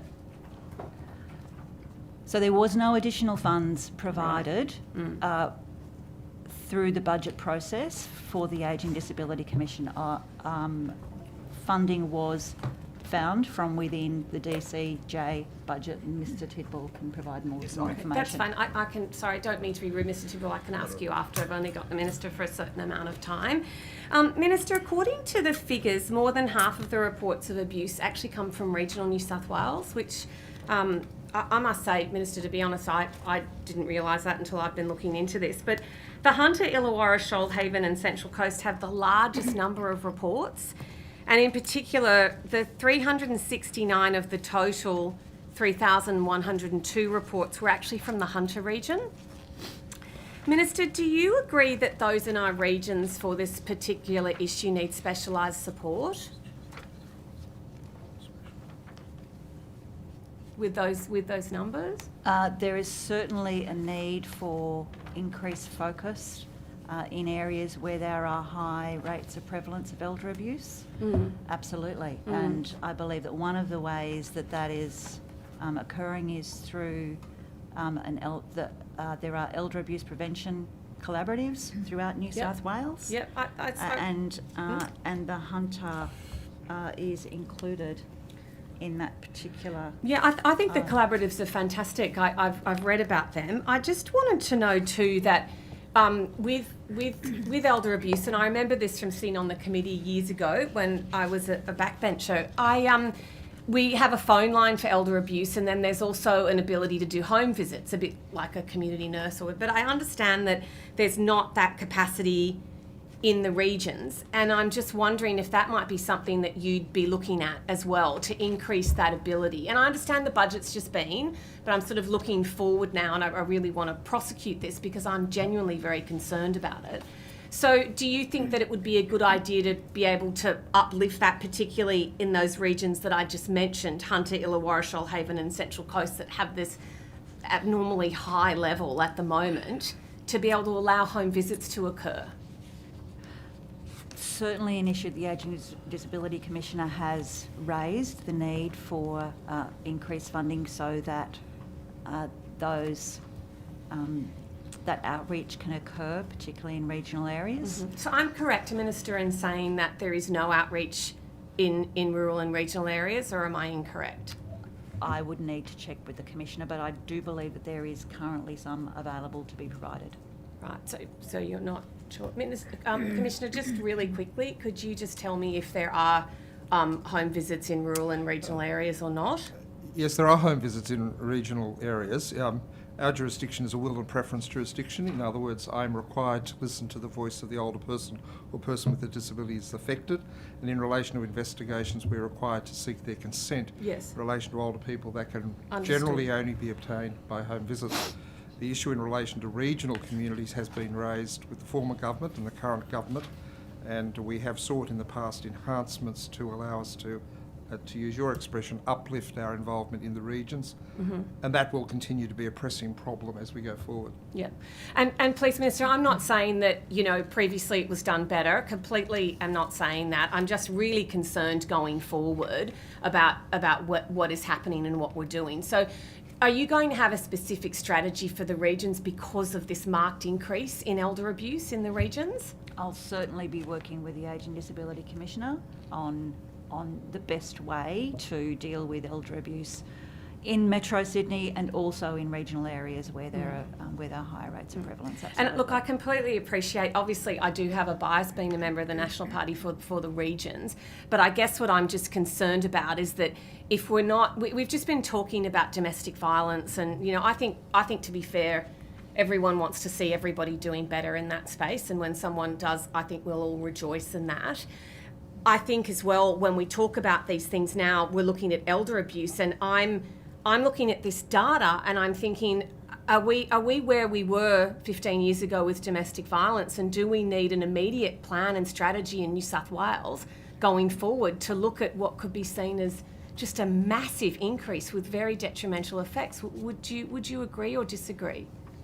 Ms Taylor, I certainly believe, as I previously said, that there needs to be further consideration about the way that we deal with elder abuse, both in Sydney metropolitan regions, but particularly in areas where there's higher rates of elder abuse, including regional New South Wales, regional and rural New South Wales. We need, it is something that we'll need to consider in further budgets. It was a really tough budget, as you know, that was handed to the Labor government. I'm sure that you've heard the figure about the $178 billion debt that we inherited. And Good so line, Minister, but you're in government now, it's your turn. A lot of work to bring. You need to make those choices. Yeah, please give the Minister a chance to answer before you intercede. Chair. Okay. All right. We'll move on then, honestly. Minister, in terms of, you talked about a national strategy for elder abuse, and you talked about the fact that you very clearly articulated your concern and how you felt about that. But what I want to know is, are you going to have a specific strategy going forward for elder abuse from New South Wales when you look at this data? I will work with the Age and Disability Commissioner, and I think I've already said that, on the way forward in dealing with rural and regional, particularly elder abuse in rural and regional areas. Will you have a strategy that you're going to implement, or are you just going to work? Because things need a strategy, don't they, to get policy results? Well, I think it would be sensible to be guided by the advice of the statutorily created Age and Disability Commission. Yes, but you're the minister, so you need to make the decision as to whether this is an important issue or not. And I will be guided by advice that's provided to me by the Age and Disability Commissioner. Okay. Minister, so I'm also told between 2019, 2020 and 22-23 there was a 34% increase to calls to the hotline for elder abuse. Are you aware of that? I am indeed. And what are your plans to address that? Well, certainly the additional funding that was provided to the Age and Disability Commission will be able to provide additional resources to put onto that hotline. So that money, there's money allocated within that 12 months funding for the hotline? Because it sounds like this is really important work. So do you think a current funding model of just 12 months is adequate? Ms Taylor, I don't believe an additional 12-month funding is adequate, in the same way that I don't believe a 12-month additional funding for regional seniors travel card was a sensible spending of money either. People would just... I think short-term funding contracts are not the way to go. And that is why this New South Wales government is committed to, within community services, extended contracts of towards 5 years, so that organisations can get reliable support and not have to constantly ask for funds. That is one of the things that over this term of government we'll be working on. Unfortunately, as you know, the Age and Disability Commissioner, the Age and Disability Commission said very clearly under the term of the past government that they were insufficiently funded. And that's fine, and Minister, we've got but a legacy this is your from that government previous now, and government. you're the Minister for Seniors. So I'm saying to you that you're now the Minister. There's been a 12-month extension. Point of order. Chair, I'd ask that the member be again directed to the guidelines of the resolution about how to treat witnesses, and it seemed that she was telling the Minister rather than asking a question, if she could just come to the question. Please allow the ministers to answer the question before the next one is asked. Thank you. I can continue with that Thank answer. you, Chair. No, that's fine. I think you've answered enough on that one. Thank you very much, Minister. Minister, can I ask you about the Council for Women's Economic Opportunity? Have you got one? I know the Council for Women's Economic Opportunity has been disbanded. It had its last meeting in June this year, and Women's Advisory Council is in the process of being stood up. So you are going to have one? I'm going to have a Women's Advisory Council. You've changed the name, so I'm you're going to have a Women's Advisory Council Yeah. which will focus on all three pillars of the Women's Advisory. Okay, great. That's really good to hear. And when will you start that? Sorry, did you just tell me when will you start the applications for that? I think we're likely to have the first meeting scheduled for December. Nominations are So that's a currently year. being That's well over a year since you've... nominations are currently are being examined. There were over 4. So I don't know whether you saw this, but there was a call for nominations for the Women's Advisory Council. Yeah, okay, that's great. And there are over 400 nominations. Great. There will be 12 members of the Women's Advisory Council, and I'm firmly of the view that the women on that council will be from a really wonderful, diverse, regionally representative. Fantastic, Minister. Thank I'm you. sure you'll be very pleased when I'm you sure see the your membership. commitment to regional women's going to be outstanding and the now. first meeting will be the 13th of December 2023. Fantastic. Thank you, Minister. Just going back, with respect to the seniors team within New South Wales, how many people in that team are focused on ageing? In your team, in your seniors team? I'd have to take that on notice. You don't know? Right. So who does the team report to?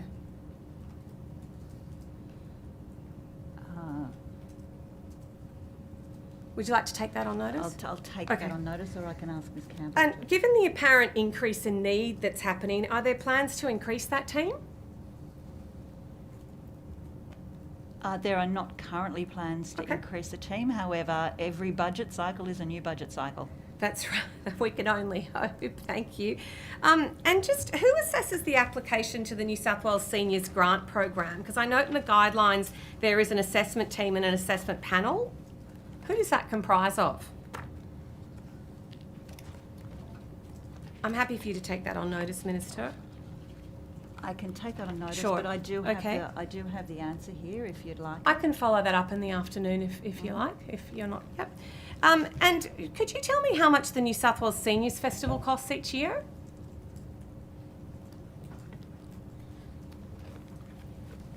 Again, I'll take... You want to take that on I'll notice? take that Okay, on no notice. problem. Do you know how the overall cost of the festival split across regional New South Wales and Metro? I'll take that on notice. Okay, no worries. Can I ask you what the eligibility of the New South Wales Seniors card is? Yes. For people to be eligible for the seniors card, they need to be over the age of 60, and they need to be working less than 20 hours a week. Thank you, Minister. Minister, could you tell me... People can receive the Seniors Savers card as well if they work over 20 hours a week. Okay. Minister, in terms of...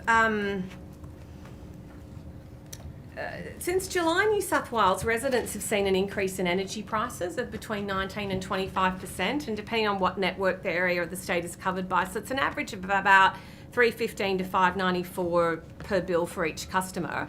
In your budget, the seniors' energy rebate has increased from $200 to $200.50. Sorry, Minister. Your rebate has increased from $200 to $250. I note that this is also not set to hit the pockets of seniors until the 1st of July 2024. So I commend the increase, but do you agree that this rebate is not enough given the projected price increases seniors are expected to face? Every government could always do more to assist people with cost of living, particularly people who are struggling. And what this government is committed to doing is to making sure that the supports that we provide people across New South Wales, including seniors, actually supports those who need it most. So, Minister, if that's the case of what you just said, and I agree with everything you just said, why will the rebate not be available until 2024? Because we inherited a debt of $178 billion. Okay, so it's another choice that you've made to do that. So I would suggest that by 2024 the rebate might be completely redundant, Minister. You might suggest, is there a question? Okay. I would suggest that every decision that this government makes will be economically responsible, but also socially responsible and assist the people who need it most.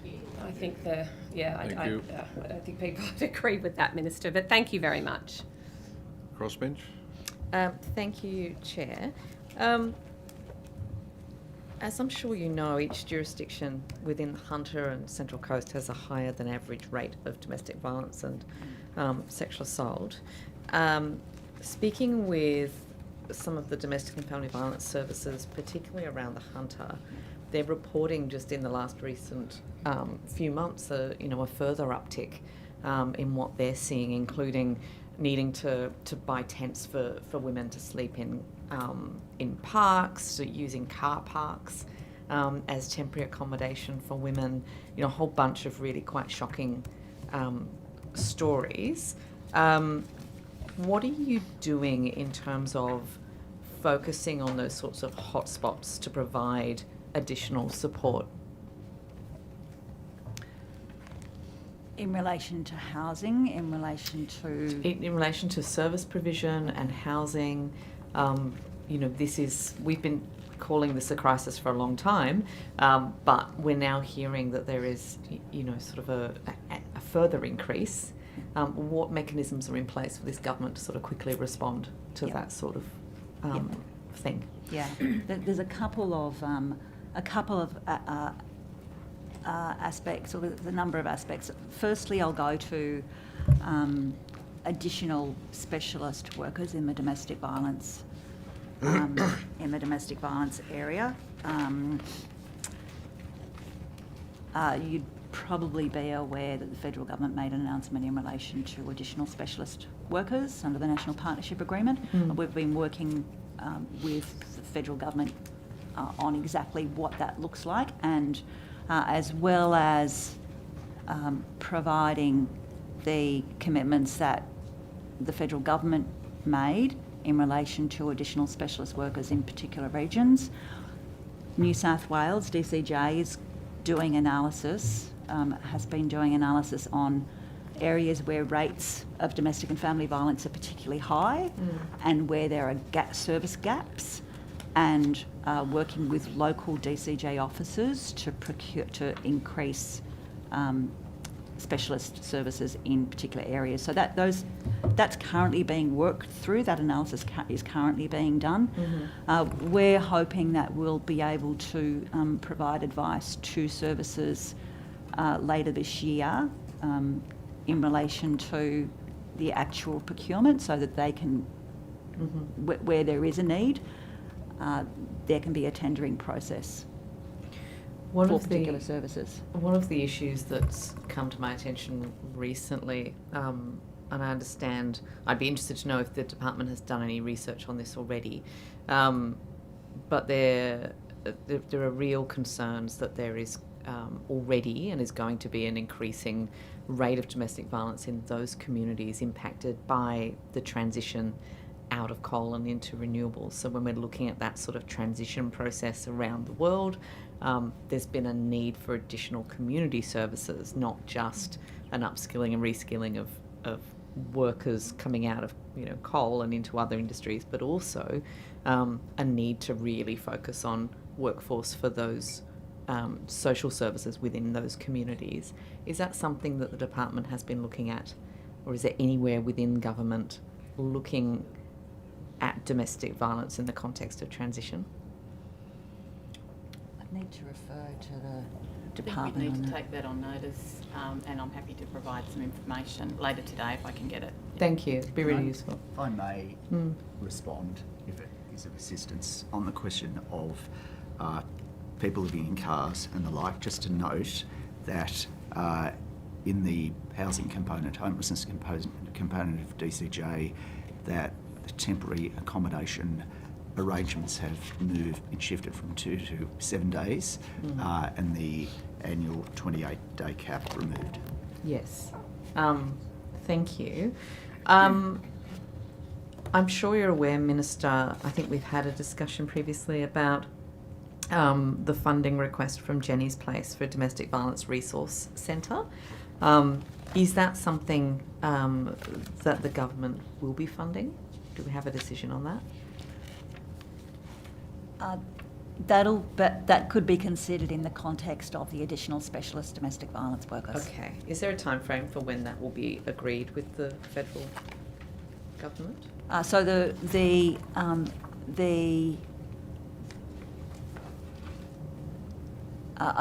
actually, I'll refer to the department on exactly where that is at the moment, if that's all we're right. just currently doing the procurement, so we're hoping to get that sorted by the end of this year, that process. And just to note too, I think just your question about Hunter, you may or may not be aware, but the Commonwealth sort of set particular quotas for how many workers, and they also looked at particular cohorts. So they looked at First Nations, COLD, LGBTQIA plus disability, children and young people. So in terms of the Hunter Valley, and so a number of those positions, I think about 99 of those positions were determined by the Commonwealth in terms of locations and the rest by the state. So as the Minister indicated earlier, we looked at the Boxar data and a whole range of different data sources. So for the Hunter, the Commonwealth have identified 6 workers, and New South Wales has identified another 7, so it's 13. There's then Newcastle and Lake Macquarie. So the Commonwealth quota is 10, and the recommended allocation from DCJ is 11. So it just gives you an idea of the proportion of positions. But we're certainly happy to provide that on notice. That would be very useful. The rate of DV-related assaults per 100,000 population in Muswellbrook is more than double the rate across the state. I understand that the Upper Hunter Homeless Service is requesting funding for a domestic and family violence community education engagement worker. Will that also be included within that federal allocation process, or is there additional funding available for that somewhere else? I don't believe that a community engagement worker would actually be able to be funded under the National Partnership Agreement, Additional Specialist Workers Agreement. Okay. I'm trying to I guess these questions, I'm trying to understand how the department keeps track of where, as I referred to them before as hotspots, but where there are, a known sort of growing need, that if we were looking at, a natural disaster, we would be sending firefighters and whoever in. How do we deal with it when we have an uptick in domestic violence and assaults in an area? Is there some mechanism where we can deliver more funding? I'll refer to Ms Campbell on this one. Yeah, we do that regularly in terms of looking at the stats that particularly Boxar provides around hotspots across New South Wales. I think the service you're referring to would be funded under the Specialist Homelessness Services. So at the moment we're we've just extended the contracts for 2 years. And we're doing an evaluation of the homelessness strategy and looking at those issues about looking at where the investment is currently across New South Wales and where I guess the demand and need is. And obviously if we don't have enough funding, we'll obviously put to government a proposal to look at further investment. But again, that will depend on budget processes. Okay, thank you. Another sort of area of great concern for the sector is, given the chronic underfunding from the previous however many years of coalition government, there is, and the uncertainty around the funding, which I understand Labor has committed to address with, for example, 5-year contracts instead of rolling 1 or 2 year contracts. There's a concern that if we do get more funding now into the sector, that there won't be the workers that we need. have you been doing anything in relation to that sort of workforce planning around the domestic and family violence sector? There has been a lot of work being done in relation to workforce planning. We are in the process, New South Wales is in the process of developing a workforce strategy for domestic violence, and that is not just a strategy for people, specialist workers. It's for anybody who has some kind of link with domestic violence.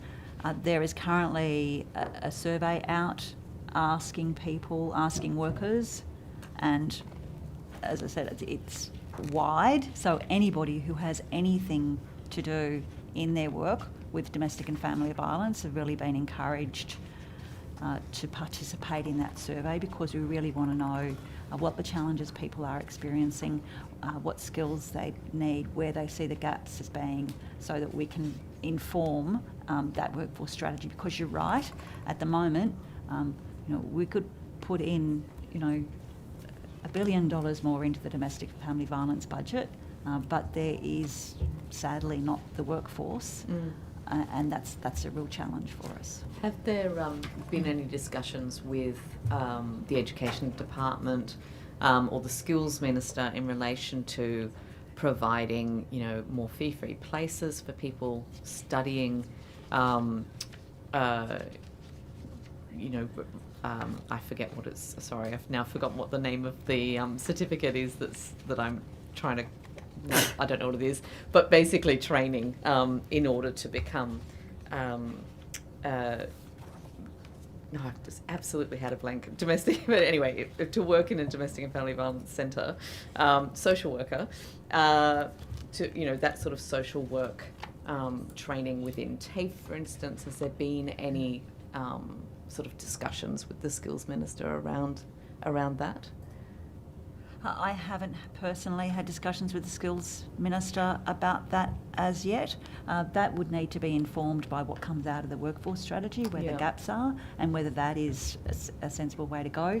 I don't know whether the department has, provide anything further, but I think it's at, they are certainly options that we'd be looking at if that's. Because a domestic family, a specialist worker isn't necessarily a social worker either. There's further work that needs to be done beyond that. Yeah.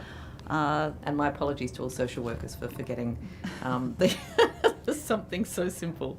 But yes, I couldn't remember the term.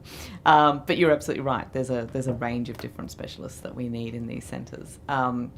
But yeah, I think, the focus so far of this government on some of our sort of more identifiable essential workers has been really great, and I've been really pleased to see, in particular the extra focus on the pay of teachers and nurses, but it seems that community sector workers are not as visible to the government. I'm wondering sort of when we're going to get to that point of really focusing on that workforce as well. So what's the timeline then for that workforce strategy to come out? I might just ask Ms Campbell to answer that about the detail of when it's likely to be out.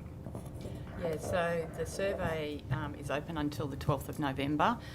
So it's likely that early next year, the analysis of the findings and then engagement with the sector about, well, what are the solutions? There's one thing to do a survey, but the key thing is to identify pipeline strategies to actually address the issues flagged. So it may take some time, but I'm happy to take it on notice.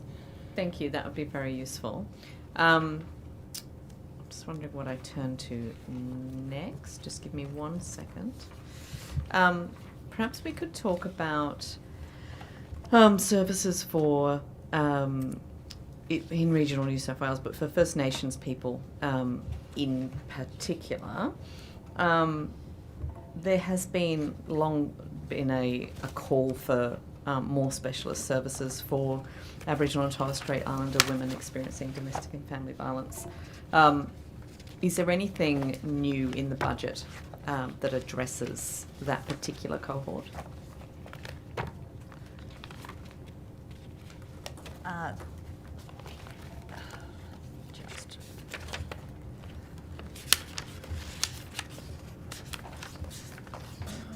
There will be, there will certainly be additional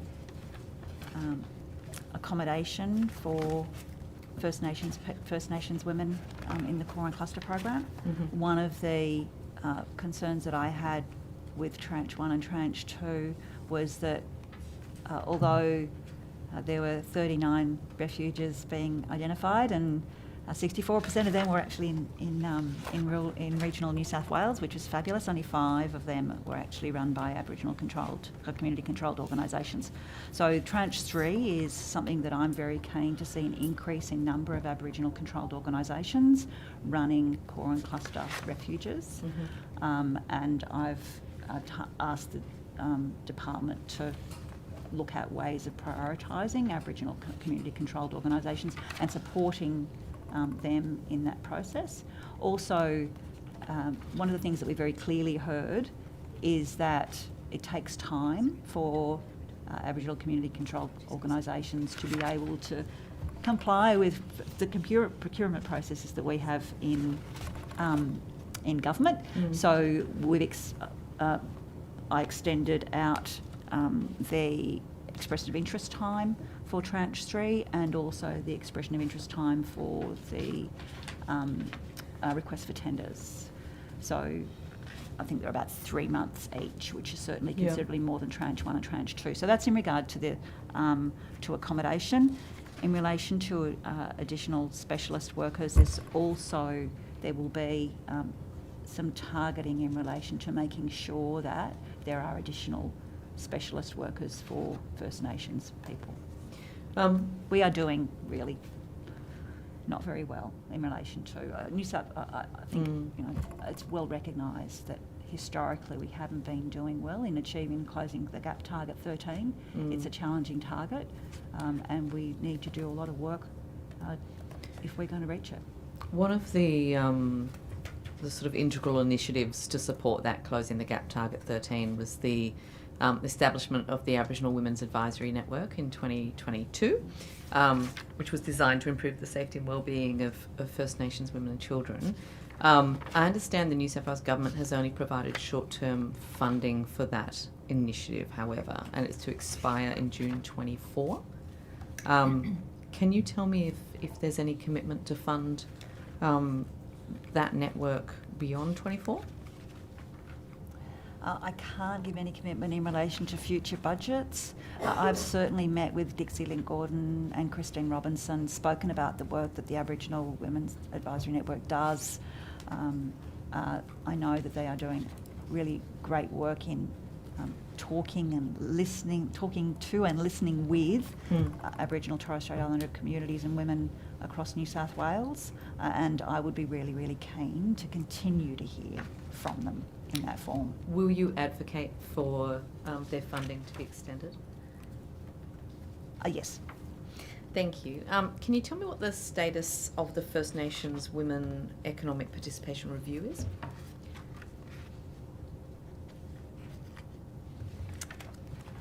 I'll take that on notice. Okay, thank you.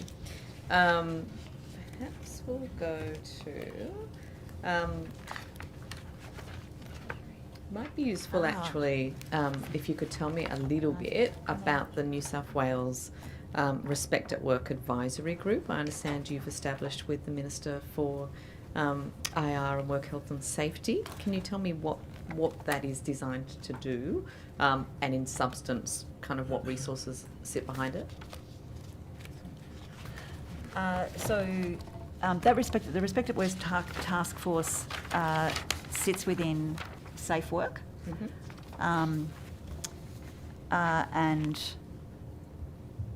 the Respect at Work group within the task force was established as a result of the Kate Jenkins report, obviously. Yeah. There, as you mentioned, there's recently been an advisory group established. It'll predominantly report to Minister Kotsis. And yeah, they had their first meeting and there was a range of organisations there. they had their first meeting, I believe, week before last. I might just go back, if I can, because I now know the answer to your to the First Yes, Nations please. Economic Thank you. Opportunities Task Force. That's actually a task force that's led by Treasury. Okay. Okay, so there's no involvement from There is some Minister for Women. there is Okay. some discussion with Women New South Wales. Yeah, it's Treasury led. So on the Respect at Work Advisory Group, the press release that was issued on the 24th of October by your office and the Office for the Minister for Work, Health and Safety said that that advisory group would be led by Safe Work New South Wales and then supported by Minister Kotsis and yourself. What does your support for that look like? What is the tangible support being given? Well, I'll be certainly with Minister Kotsis and we'll be attending as many of those advisory groups as we possibly can, listening to what the issues are that that members of the group bring, and really wanting to make sure that what we do is any changes that occur, that need to occur to regulation and legislation, can actually occur. If there is evidence, and there is no doubt. Sorry, I changed my words there. It's not if there is. We know there is harassment, sexual harassment happening in the workplace. We know there is disrespect happening in the workplace. And as the New South Wales Government, we want to make sure that we work to eradicate that. Thank and you. Minister Kotsis and I will be continuing to listen to that and working with that group. Thank you. Opposition. Thank you. Thank you. Minister, can you confirm that you are the Minister responsible for volunteers? I am the Minister with responsibility for volunteering, yep. Minister, how many volunteers would we have in New South Wales?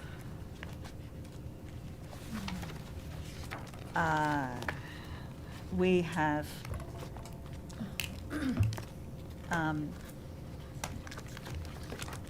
You can take that on notice. no, You've got a I big can, folder. I can provide you. We have over 5 million volunteers in New South Wales. Thank you. And Minister, what is the value of volunteers to the New South Wales economy? There's 1.5 billion hours of work that volunteers provide to New South Wales. And if you extrapolate that out, that means there's $127 billion worth of value that volunteers provide. So we absolutely rely on volunteers to keep New South Wales going. Yeah, significant. And, Yep. and they also get a lot of joy out of it themselves as well. Sure. And I think we've each probably ourselves firsthand and have been recipients of the great volunteer spirit in New South Wales. Minister, in terms of your diary disclosure, I can't see evidence of meetings with volunteers or stakeholders relevant to your portfolio responsibility for volunteers. Is that a question? Yeah. Have you had meetings with the National School of Volunteer Management? The Centre for Volunteering? I have a question in relation Have to you had Centre meetings, correct? volunteering. I haven't had any formal meetings. I have been to functions and I have been at events with Centre for Volunteering. In fact, there was an event that I went to where we announced some funding for, and it was in conjunction with the Centre for Volunteering, some funding for calling for increased nominations or increased involvement and encouraging people of culturally and linguistically diverse backgrounds to volunteer. Minister, if I could just go back to my question, in terms of your diary disclosure, they show that there have been no meetings held with volunteers. Point of order, Chair. Just wondered if there's a question. There seems to be quite a lot of statements just So being proposed on the minister. why does the diary disclosure show no meetings with volunteers? You can ask the minister, not me. Order. That's all. That's not Come point on. of order. Yeah. The question has been asked. We're waiting for the Minister to answer it. I've had diary requests for meetings from 600 different organisations and people. We're in the process of going through those. And I've had discussions with Gemma Reigate from a Centre for Volunteering that they haven't been formal meetings, they've been at events, and I'm quite happy to... So as the responsible minister, why wouldn't you be convening what you refer to as formal meetings? I've put an invitation to the Centre for Volunteering for a meeting, and they're quite happy to get through their volunteering awards that are well and truly on their radar at the moment, and happy to meet with them in future. You've heard the awards, but you don't have a meeting. Minister, in this year's budget, how much was allocated to volunteers?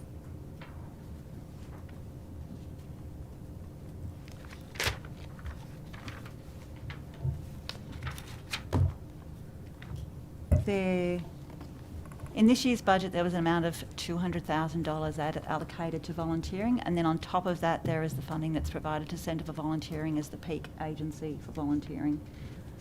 Mm-hmm. Minister, what is the funding source for this? The funding source for the $200,000 is... DCJ. It's part of the DCJ budget. Yeah. Is part of a DCJ budget. Sorry. Thank you. Minister, if you could just, I just missed it, if you could just reiterate the dollar value breakdown for those earlier points you mentioned. The dollar value breakdown for which parts, sorry? In terms of, you mentioned what the funding is. What is the dollar value again for the available funding? In relation to volunteers? Correct. So there is an amount of $200,000 for volunteering within the New South Wales DCJ budget, and then on top of that there is an allocation for the Centre for Volunteering as the peak agency, which I'd have to take on notice for you. Okay. Yep. No worries. Thank you. Minister, if I could take you to the Law Enforcement Conduct Commission report, which reviewed New South Wales Police Force responses to domestic and family violence incidents. I note the report was provided to the Parliament on the 14th of June 2023. There were 13 recommendations. Minister, have you read the report? I have. Are you aware of any of the recommendations? I've had discussions with the Police Minister, who has oversight of that in relation to implementation of the recommendations for the Law Enforcement Conduct Commission. Thank you. Are there any recommendations specific to your portfolio that you would be strongly advocating for? I think all of the recommendations that the Law Enforcement Commission, Conduct Commission have made are valid recommendations. They all relate to the experience of domestic violence victims and the way that systems respond to those, and government should take them very seriously. Thank you. All of the recommendations relate to domestic family violence. Thank you. Minister, how many times have you met with the Police Minister relevant to your portfolio responsibilities? I'd have to take that on notice. Mm-hmm.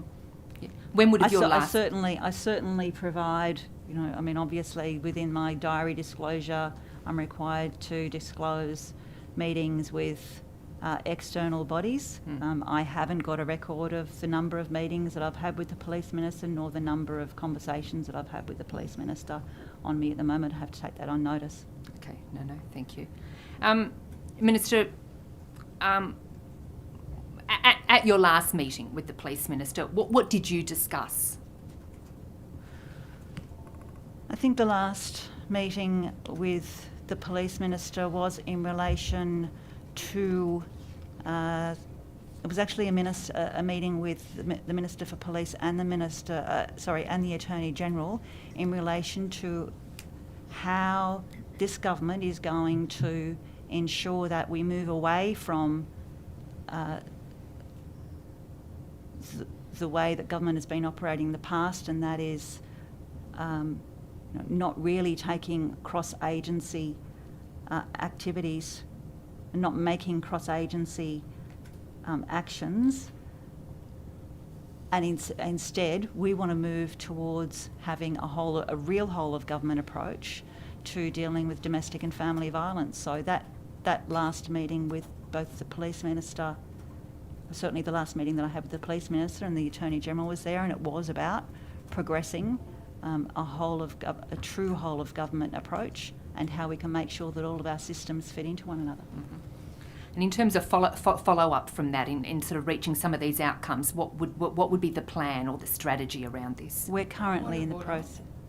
I'm just mindful that this discussion and line of questioning may be straying closely to what could be regarded as cabinet incompetence and conversations that cannot be. Point of order. Chair, this interjection, quite seriously, if it's an issue that is cabinet incompetence, I'm sure the Minister is quite capable of saying that herself and doesn't need that defence wasting the opposition's time. I mean, honestly. Point of order, Come on, this is It's not actually a ridiculous. point of order. Yeah. Or no. Well, The Minister can decide how she'll answer the question. don't make her look bad. Excuse me, I'd ask you to withdraw that. Order. I would ask you to withdraw that. Thank you. Minister, how many times have you met with the Police Commissioner? I have not had any direct meetings with the Police Commissioner. Okay. Minister, given, I guess, the level of concern relating to some of the domestic violence in your portfolio, would this not be a priority for you? I've met with a number of senior officers in the police, including deputy commissioners and assistant commissioners. I've not met directly with the commissioner. We've had some really good conversations about how we can ensure that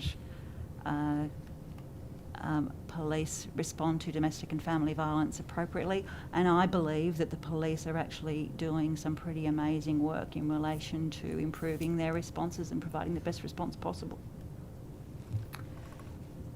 Minister, could you please update the committee on the progress of Labor's election commitment to build a victims notification app?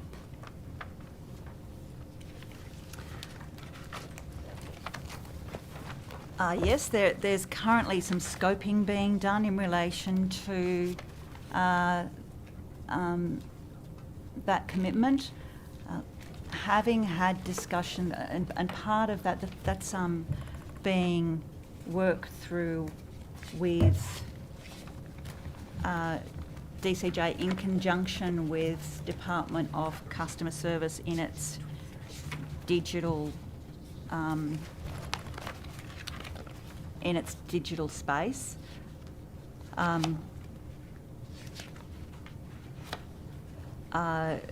There's a lot of scoping needing to be done. There are some really, really complex systems. There's a number of exit points that offenders can go through where there is a point of risk for a victim. So it may well be that an offender, a perpetrator, has been bailed. It may well be that they've been released from remand, and it may well be that they've been released from. Minister, if I could just return to the question. I'm trying It was to the reply. Victims Notification App, New South Wales election commitment. Yep, and that's exactly what I'm talking about. There is systems work being done on it, and there will be Scoping systems. Point of order, Chair. What kind of interjection is that? And it does not accord with any of the principles of the resolution that go to treating the witnesses with respect. I'd ask the point of order is that you ask the Honourable Rachel Merton to treat the Minister with respect and not interject with inane kind of comments. Interjections are disorderly at all times, so please. Thank you, refrain from Mr. Chair. interjecting. Allow the Minister to answer. There's currently a lot of scoping being done, and as I said, it is a project between DCJ and Department of Customer Service. It is a complex piece of work because as you mentioned, DV Notify. It's about when offenders are released and from whatever point they are being released from. There's a number of different departments and agencies that could be involved, and there's a number of different systems. So that is what is currently being worked through, and I will be making further announcements in relation to exactly what that looks like. Probably, as I said, it's a huge piece of work. It's very complex, and it will take some months before I'm able to provide anything further, any actual detail in relation to that system. Thank you, Minister. So what is the expected timeline of delivery for that app? We'll have something, if we keep going according to plan at the moment, we should have something in place, and it will be sort of potentially a part 1 by the end of this financial year. Thank you. Minister, can you confirm that you are the Minister responsible for carers? I am the Minister responsible for carers. What does your most recent diary disclosure shows that you have held one meeting with Carers New South Wales relating to your portfolio responsibilities. Could you share with the committee maybe some of the forward thinking or the plans or how important this is? Where does this sit in your priorities? Carers are an incredibly... Firstly, I'd say that a lot of carers don't actually identify themselves as being carers. And that is part of the challenge of government being able to support them properly, that without people knowing that they are carers, it's really difficult for them to ask for any support. So one of the major aspects of our carers strategy and of the actions that we have in relation to carers is in relation to assisting people to identify themselves as carers and then also to provide the supports that they need. Often carers are isolated, they don't know where to find information to best support their loved one or their neighbour or whoever the person is that they're caring for. And that's certainly one of the things that I want to, as Minister, to overcome. So in terms of your plan in meeting some of this, what could we expect? What might be next? Is there a strategy? There is a strategy. There's a carers strategy, and the government's working towards implementing that. Thank you. We've got there's an action plan that underpins that as well. It sits underneath the strategy, and we're just into that second action plan. Was there a budget commitment on this? The total carers budget for New South Wales is $5.1 million. So the action plan sits within that money, or was this additional funds? The strategy sits within that $5.1 million. There are also carers grants that are available that obviously also sit within implementing aspects of the strategy and the action plan. Thank you. Minister, if I could just ask you about the Staying Home Leaving Violence program, if that's the right word. Minister, how much has been spent on Staying Home Leaving Violence? How much was spent last year compared to this year?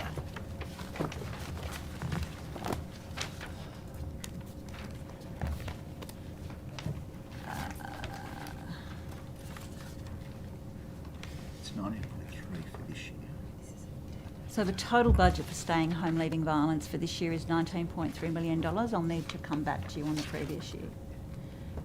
Minister, I'm just going to ask a few just with the remaining time.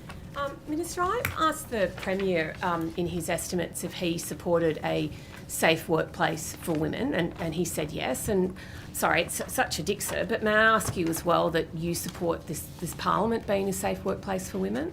Absolutely, I do. And I Minister, don't think you'd expect me to say anything else. No, I wouldn't, Minister, but obviously I have a reason for asking you. And Minister,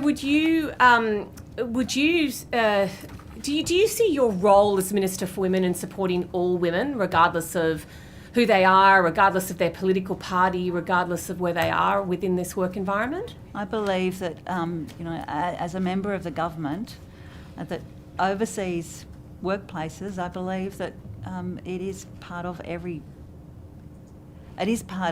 parliamentarian's job, and certainly me as Minister for Women, to ensure that it's a safe workplace, as it would be the role of the Minister for Industrial Relations as well, absolutely. Yeah. And Minister, I've seen you talk before about the gender pay gap and how that can really hold women back. What are you doing to support that, to ensure that women who do the same roles as men or may sit and reside in different places are actually able to, be seeking that same payment that they are entitled to for doing the same job?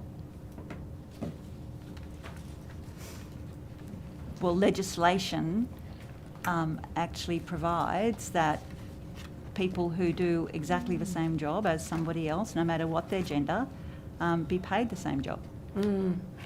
It does, doesn't it? Yeah, very, very powerful. Minister, have you had an update on the status of the Broderick report within the Parliament?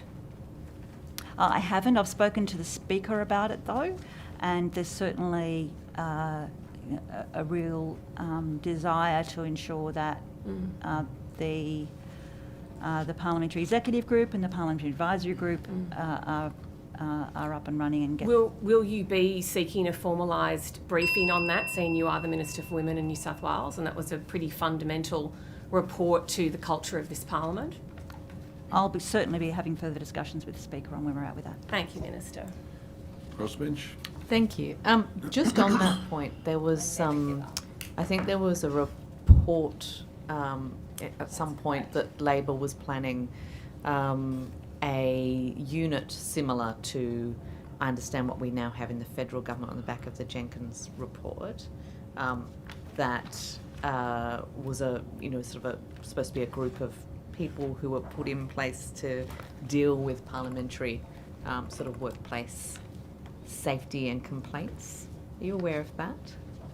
Sorry, could you go? So there was a report, and I was just put in mind of it, but there was a media report that there was, I think, 8 million or something. I'll have to find the exact figure, but it was reported that there would be the establishment of a particular unit within Parliament to deal with parliamentary complaints and culture. Is that something you're aware of? I'd have to take that on notice. I know that there is. It's not firmly on my radar right at the moment. I just wanted to check whether it just sounded a little similar to the situation with the Women's Safety Commissioner having, 15 people sitting underneath. I just wanted to check whether that was a combined thing or if that's still designed to be separate. Okay, good. The Women's Safety Commissioner role will be not parliamentary focused. Not parliamentary focused. No. Okay, good. I will ask perhaps in legislature about the establishment of that group then, and ask the presiding officers in relation to that initiative. Can I ask about child specialist workers? I understand that the sector requested a child specialist worker, a minimum of one in each refuge in New South Wales, with $10 million to fund the program. But instead we've just got the maintenance of the existing 20 staff. Can you explain, I guess, why that funding request was rejected and what the status of those workers is? I'll just clarify. So the children's specialist workers are in 20 refuges. Mm-hmm. It's not necessarily 20 specialist workers. Yep. Because there may be multiple specialist workers. Okay, I see. In refuges, depending upon the size of the refuge and the nature of the people who come into that refuge. Mm-hmm. So that funding has been provided from the New South Wales Government up until the 30th of June this year. And obviously national partnership agreements are things that we negotiate on we've just had a further extension. The original group of specialist children's workers were funded under the National Partnership Agreement, and I hear very clearly from the sector about the need for increased focus on children. Why wasn't their ask included? Simply because we couldn't fund them.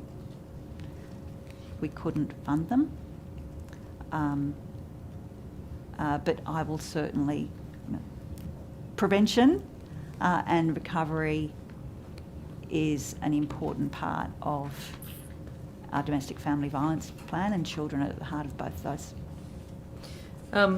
Budgets are about choices, and I understand there is a limited pool of funds available for the New South Wales Government to divvy out, particularly because it's not raising revenue from all the sources that I want it to. So we have a limited pool. I do understand that budgets are, that there is that limited amount to go around. But you'd agree, wouldn't you, Minister, that the amount given to domestic and family violence in this budget was a little underwhelming? I think we can always spend money, and we should always aim to have more support. It's not just about spending money. It's really about making sure that we provide funds for the best focused areas. At the moment, we're in the process of doing work to build the workforce, to build the data,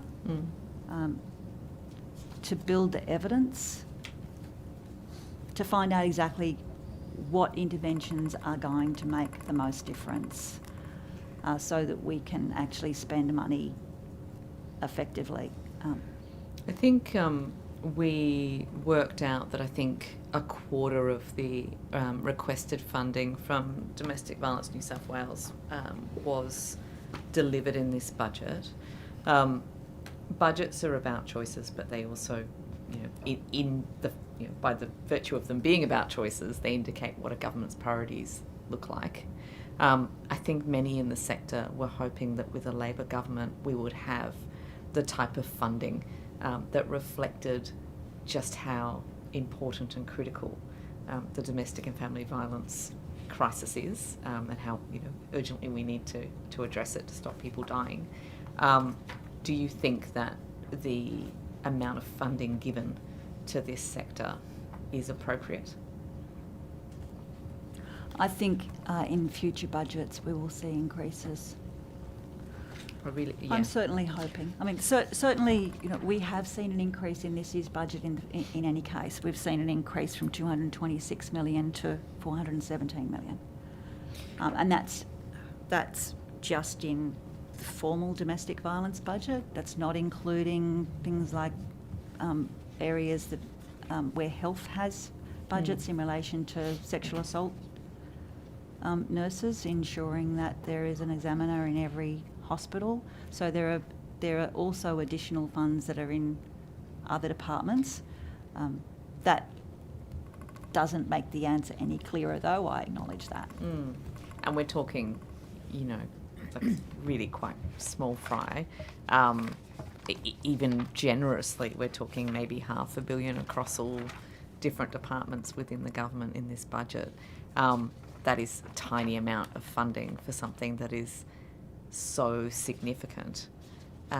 Again, the sector was really hoping that this government would take it a bit more seriously and show that in its priorities. Do we need the Premier to perhaps have domestic and family violence within the Premier's cluster? Is there something else we can do structurally within government to ensure that this issue gets the attention it deserves? I think part of what needs to be done is the standalone Women's Safety Commissioner. That'll work right across the whole of government. I mean, I don't think that position is going to be the be-all and end-all, although I'm sure that the person who holds the position is eminently capable. But there are many organisations doing amazing work in this space that are really working very, very hard to reduce domestic and family violence in this state. What we're lacking, though, is that coordination and collaboration. We're lacking the data and we're lacking the evidence base. So what I'm absolutely committed to do is making sure that we build that evidence base, we build that collaboration, we build that data so that we can make sure that organisations, so that we make sure that funding is put into the areas where we're actually going to make the biggest difference, because we can continue to put money in the crisis end and it's not going to solve the problem. The Domestic Violence Death Review Team report, I think it was the most recent one, recommendation 5.1, recommends the provision of unlimited lifetime counselling to children who have a parent or sibling killed in a domestic violence homicide, and also extending the statutory restrictions on the ability of those children to lodge a claim under the Victim Support Scheme. Is that a recommendation that this government will take on? That would be a recommendation that would need to be considered by the Attorney General. Okay. Certainly there's been some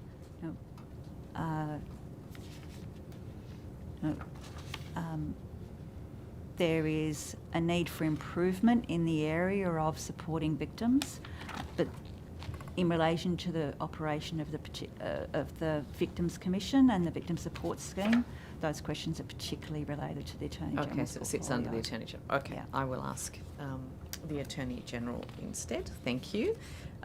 Just in the time I have left, I would be very interested in your capacity as Minister for Seniors to hear, and perhaps it's a question to Mr Fitzgerald, so feel free to pass it that way, but I understand, looking at the latest ADC annual report and the stats there, I'm just interested to hear what sort of trends we are seeing in terms of elder abuse, and on the back of that, what the government is aiming to do to reduce the incidence. I think the annual report was pretty clear that the trends, the reported elder abuse, is certainly increasing, that there's a pretty disturbing number of incidents of elder abuse that are perpetrated by family members. And yeah, it's certainly an area that we need to do more work in. Mr Fitzgerald, would you like to? Well, briefly, because you'll have a chance to ask later. Yeah. But the trends in relation to abuse have been increasing each and every year. The area where we will see very significant growth in elder abuse will be financial abuse. Every indication is that it's not only more awareness, but there are two factors that are giving rise to that. The first is there's simply more older people who are reaching the age of 75 to 85 years, which is the area of greatest risk. And all of the risk factors will remain the same. That is increased vulnerability, increased frailty, increased dependency and loss of cognition. And they are a precondition for abuse, and they will continue to exist, but just in much greater numbers. The second, in relation to financial abuse, which is quite significant, is that our children, my children, will have to wait much longer for the wealth transfer to occur. And that wealth transfer is being pushed out by 5 to 10 years. What we know about adult children is that they are not patient. So inheritance impatience will in fact grow. So we know with certainty that in New South Wales and every other state and territory, abuse will grow, particularly in relation to financial abuse.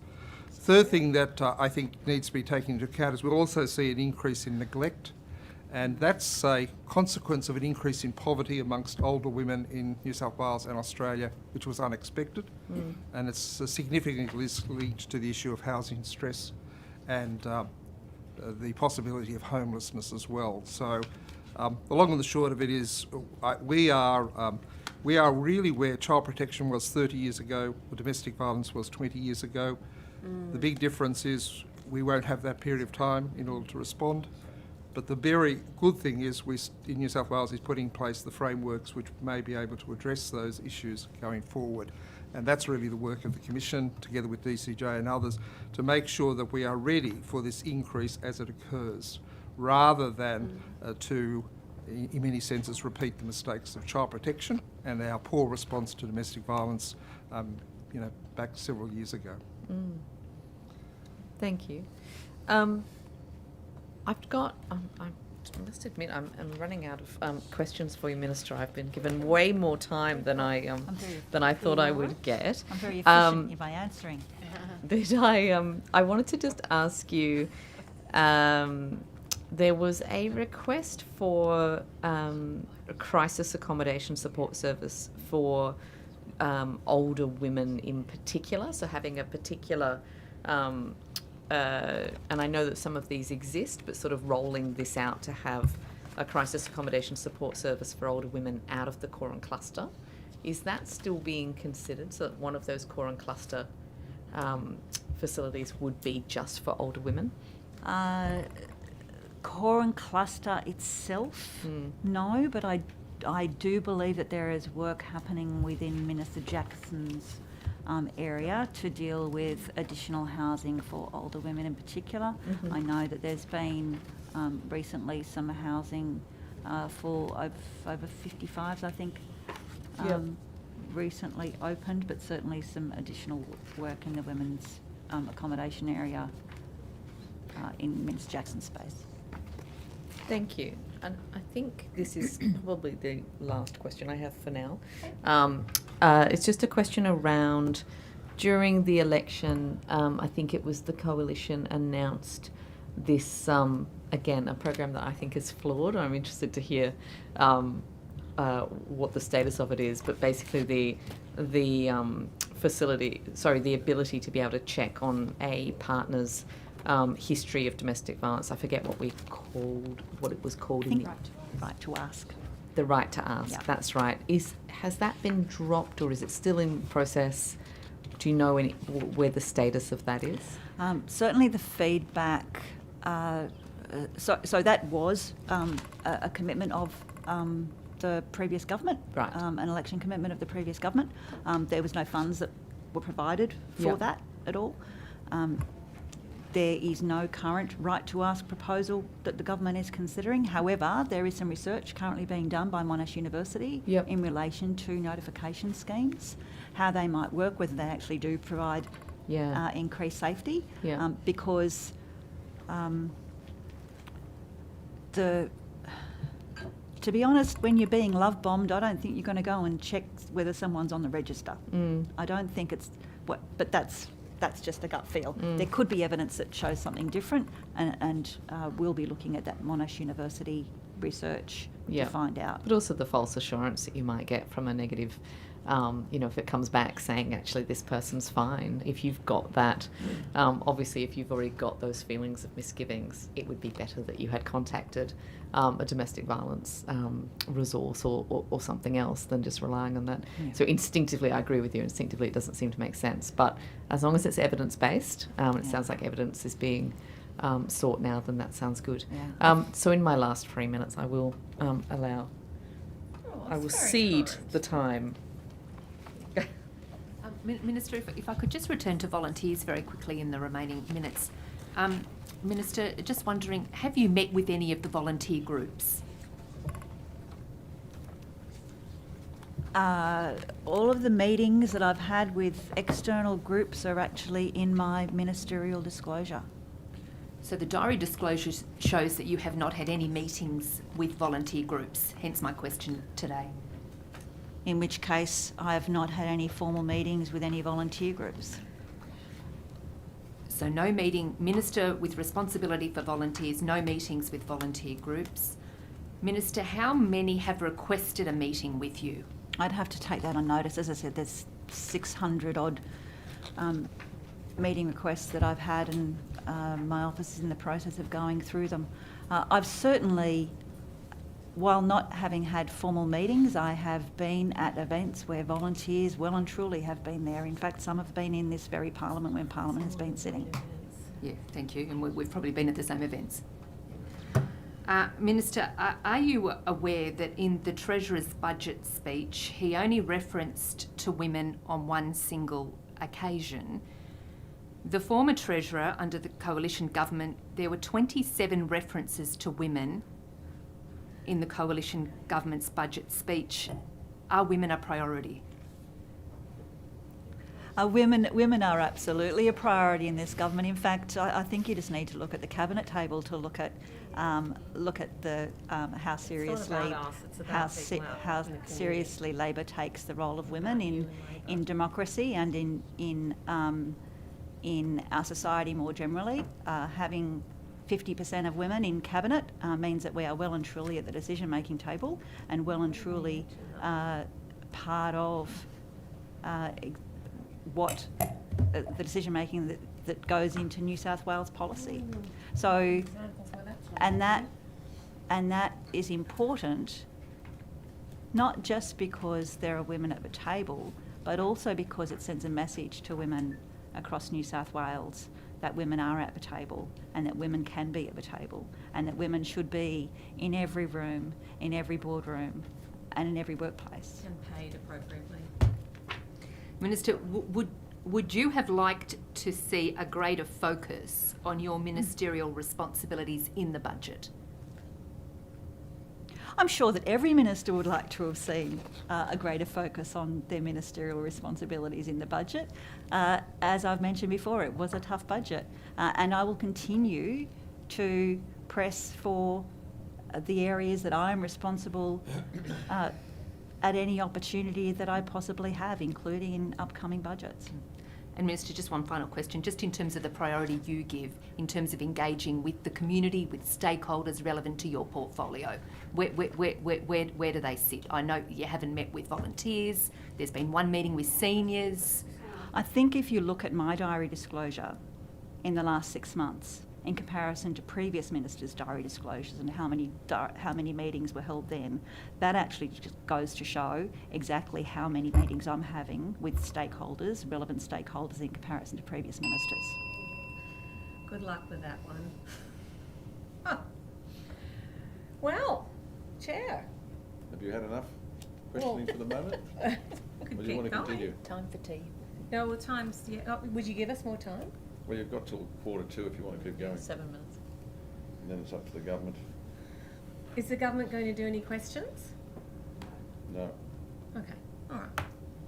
That'll wind. Are you happy with Want to that? wind it up for lunch? Yeah. Okay, all right, thank you very much. We will break now and come back after lunch at 2 o'clock. Thank you very much. Sorry. Thank you.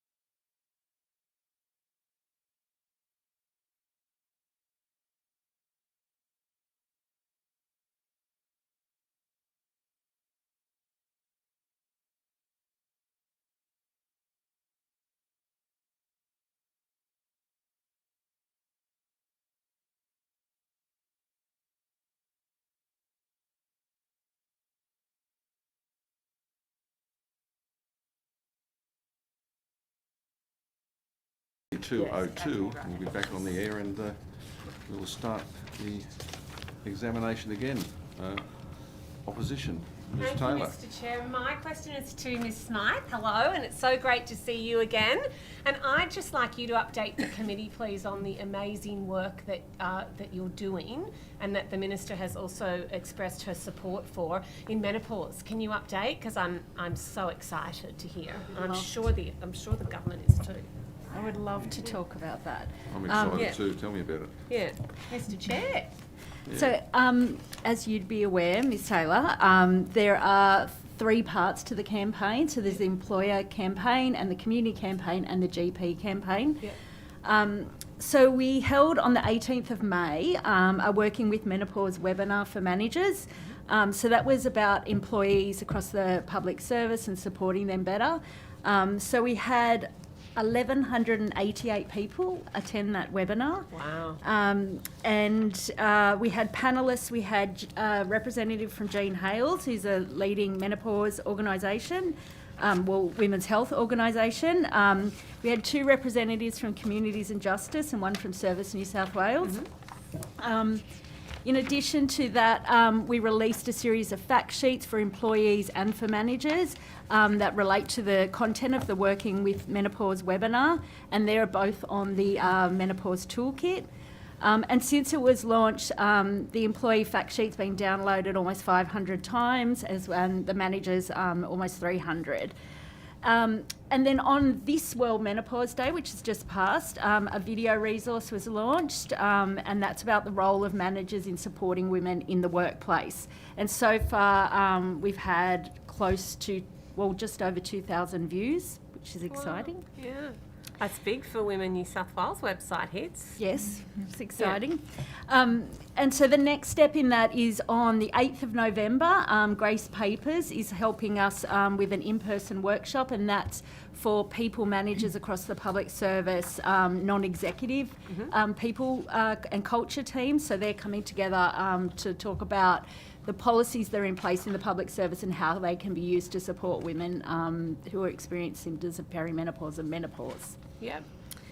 With regards to general practitioners, so last World Menopause Day in 2022, we released the menopause checklist.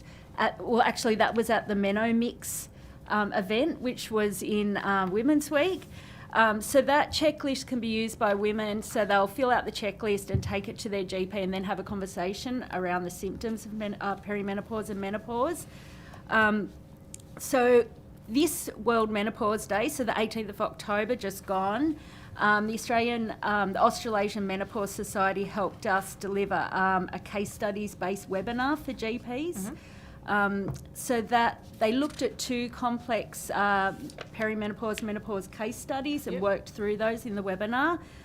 So there were 300 participants registered for the webinar, but it's still available on their e-learning system, and it's an accredited course for GPs to do.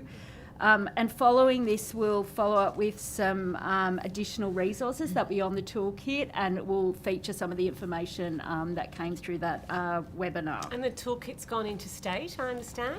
The toolkit did go into state. So prior to World Menopause Day, there was an Officers for Women meeting where all of the Officers for Women across Australia meet. And we did, following that meeting, share all of our resources, and some have been on sharing it, which is that must have made you all very proud Yes, that you did that and everybody everyone else is. took it up. And tell me about the centres like at sort of the one with, Prince of Wales that's going to start and where we're up to there. When are we looking at having that up and running? So the menopause hubs are, that's a New South Wales Health initiative. So I don't have a lot of information about that. I have been attending their own sort of their project control group. And so they are sort of kicking on with the planning of those. But Miss Smythe, would you mind, because I ran out of time and health because it was a bit full on, if you'd mind taking that on notice and provide the committee with the update just for the rollout of the menopause hubs, how it's happening, where we're going to open them and things like that. That would be really great. I'd be very keen to see that. Excellent. No Yeah. problems. Okay, well done. It's amazing. You should be really, really proud of leading that work and the first state to do so. So well done to you and your team. Miss Taylor, Miss Smythe's being a bit modest. I just want to fill one more stat. Come on, yes. Yeah. This is Come on, Tanya's you don't work. often get It's Tanya's compliments. work. Let's. So the menopause toolkit, since launched in 18th of October 2022, has had 23,500 hits. That's amazing. Pretty cool. Yeah. That is amazing. So we'll look forward to hearing more announcements and more funding, and you're on the map. So well done, and thank you very much, Ms. Marr, for adding that. I think it's really important to recognise the incredible hard work by the department that's gone into that. Yeah. It was a department of 3, and now it's and you're the leader. So well done. Yeah, she is. Okay, well that's menopause wrapping up. Now I want to go on to Mr. Fitzgerald.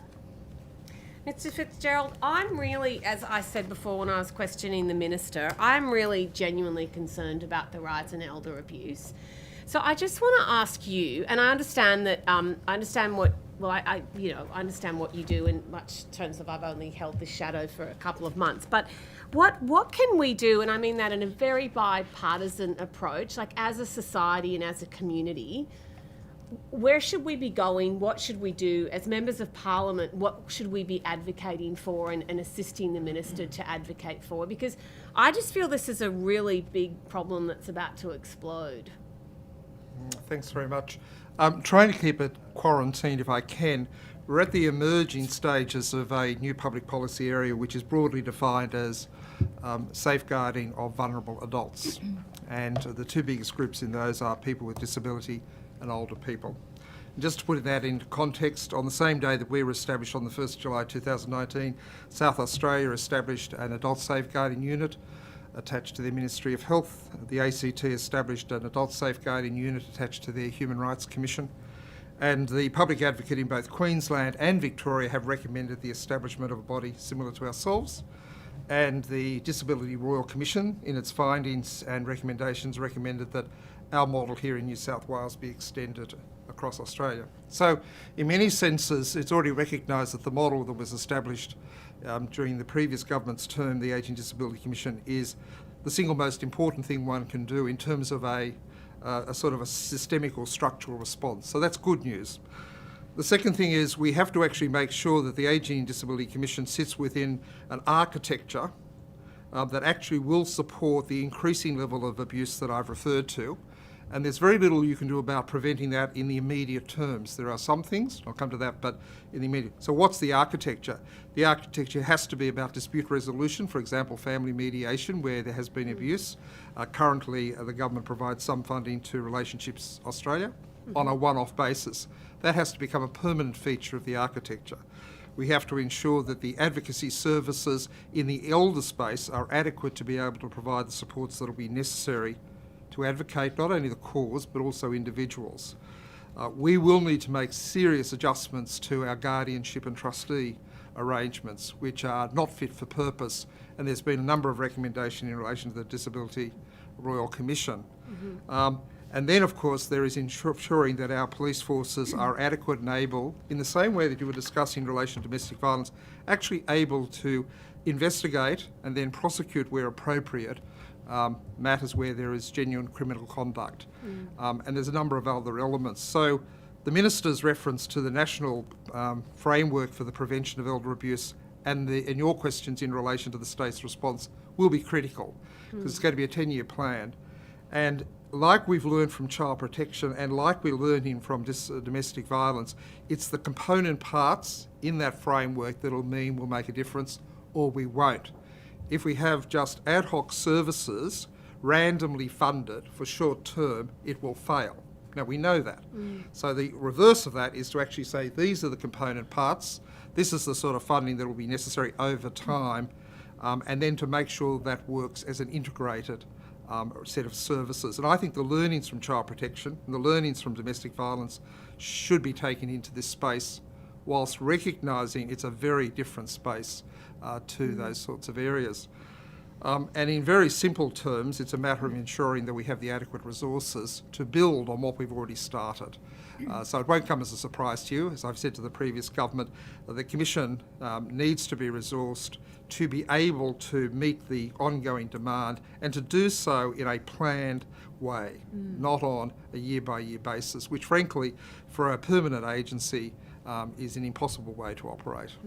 When you talk about, you talked about what was happening in South Australia and I think the ACT, and you said it was a Department of Safe. No. What did you say? They're called adult safeguarding units. Okay. And in Adelaide, it's attached to the Ministry of Health, and in ACT, it's attached to their Human Rights Commission. And we don't, as far as we don't have anything like that in New South Wales. We're it. I know. So you're it, but do you? I suppose what I'm trying to say is the function of what you do as your independent body that you are. Is that would, I think, be a very different model to what you're describing in SA and the ACT? No, they're similar models, but they have different functions and different foci. So I've just to give you an example of that. In South Australia, when it was established, it came out of health, and it has a very much a social wellbeing or social welfare focus.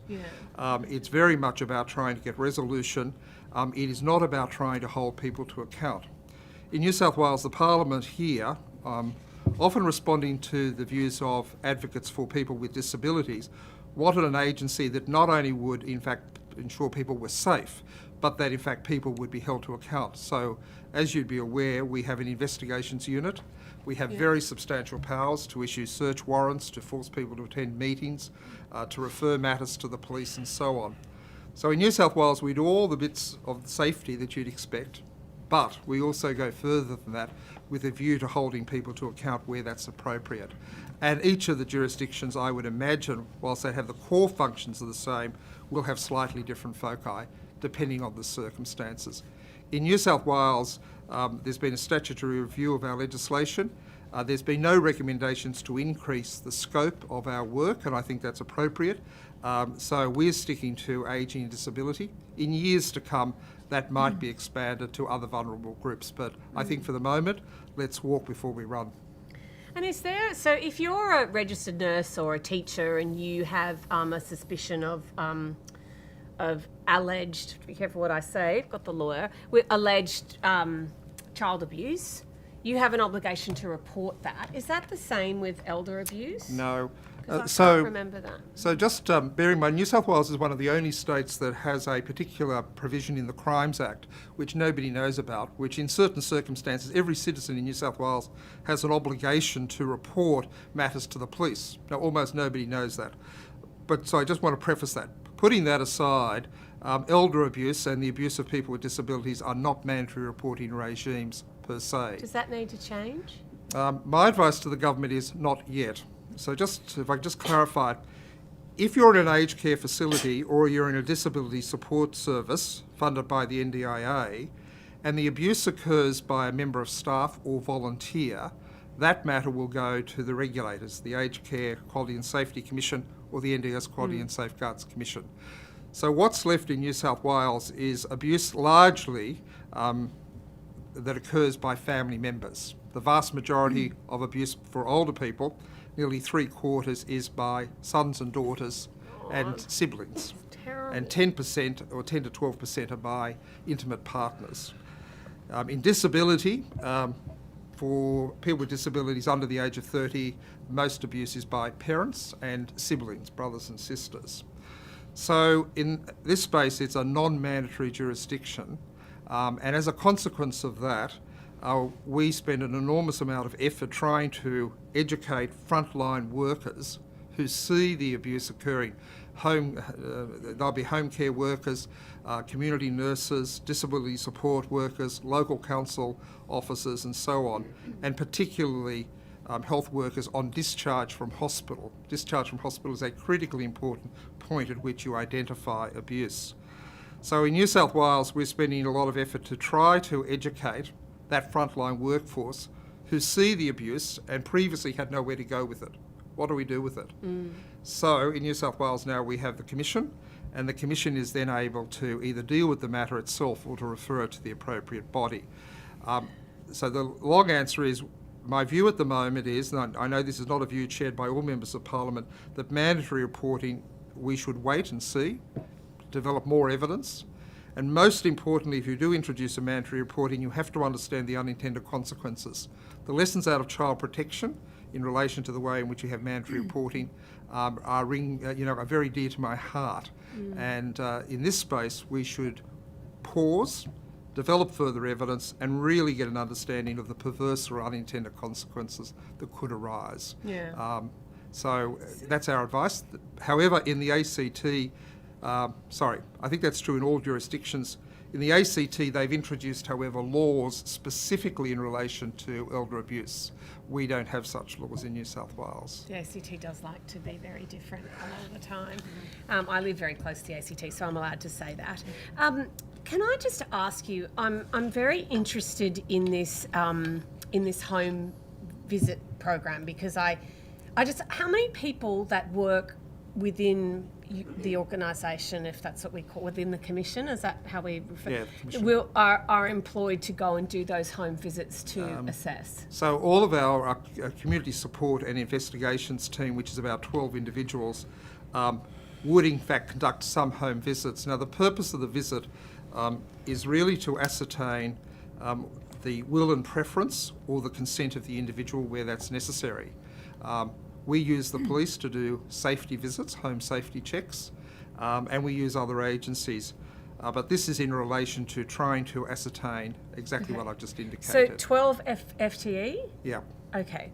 And then, so with the police, I mean, is that really, I mean, I know that police, I don't know for this particular thing, but I know, say, for mental health, we have trial programs that we have PACES, who have mental health clinicians based in police services.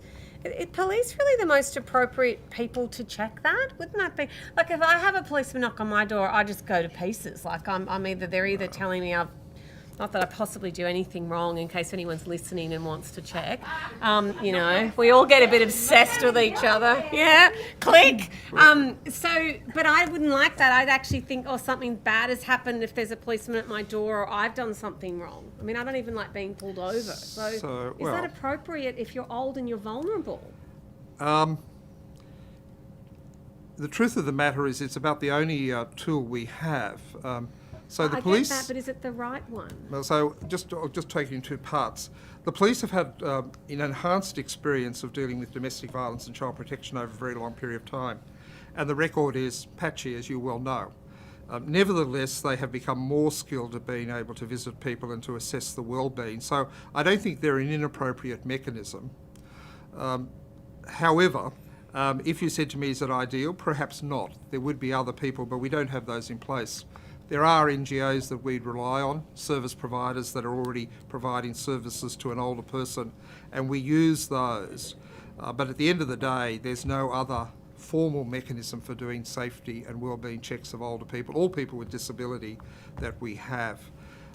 It won't come as a surprise to you that I thought the initiative of the former government in relation to the aged crime prevention officers, which I indicated earlier, was an extraordinarily good initiative announced by Premier Berejiklian. That was a commitment of 56 dedicated police officers with money attached.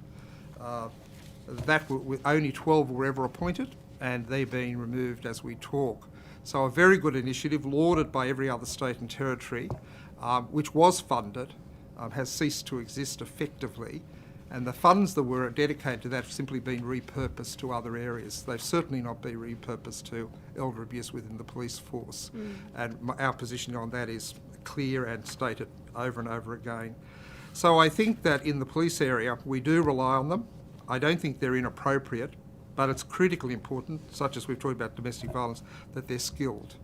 And some of the evidence is that we've got a long way to go to upskill the police in relation to dealing with vulnerable people, especially if they have a psychosocial disability, they have dementia, or they have other profound disabilities, and there's been recent publicity around some of those matters where the response has been inappropriate.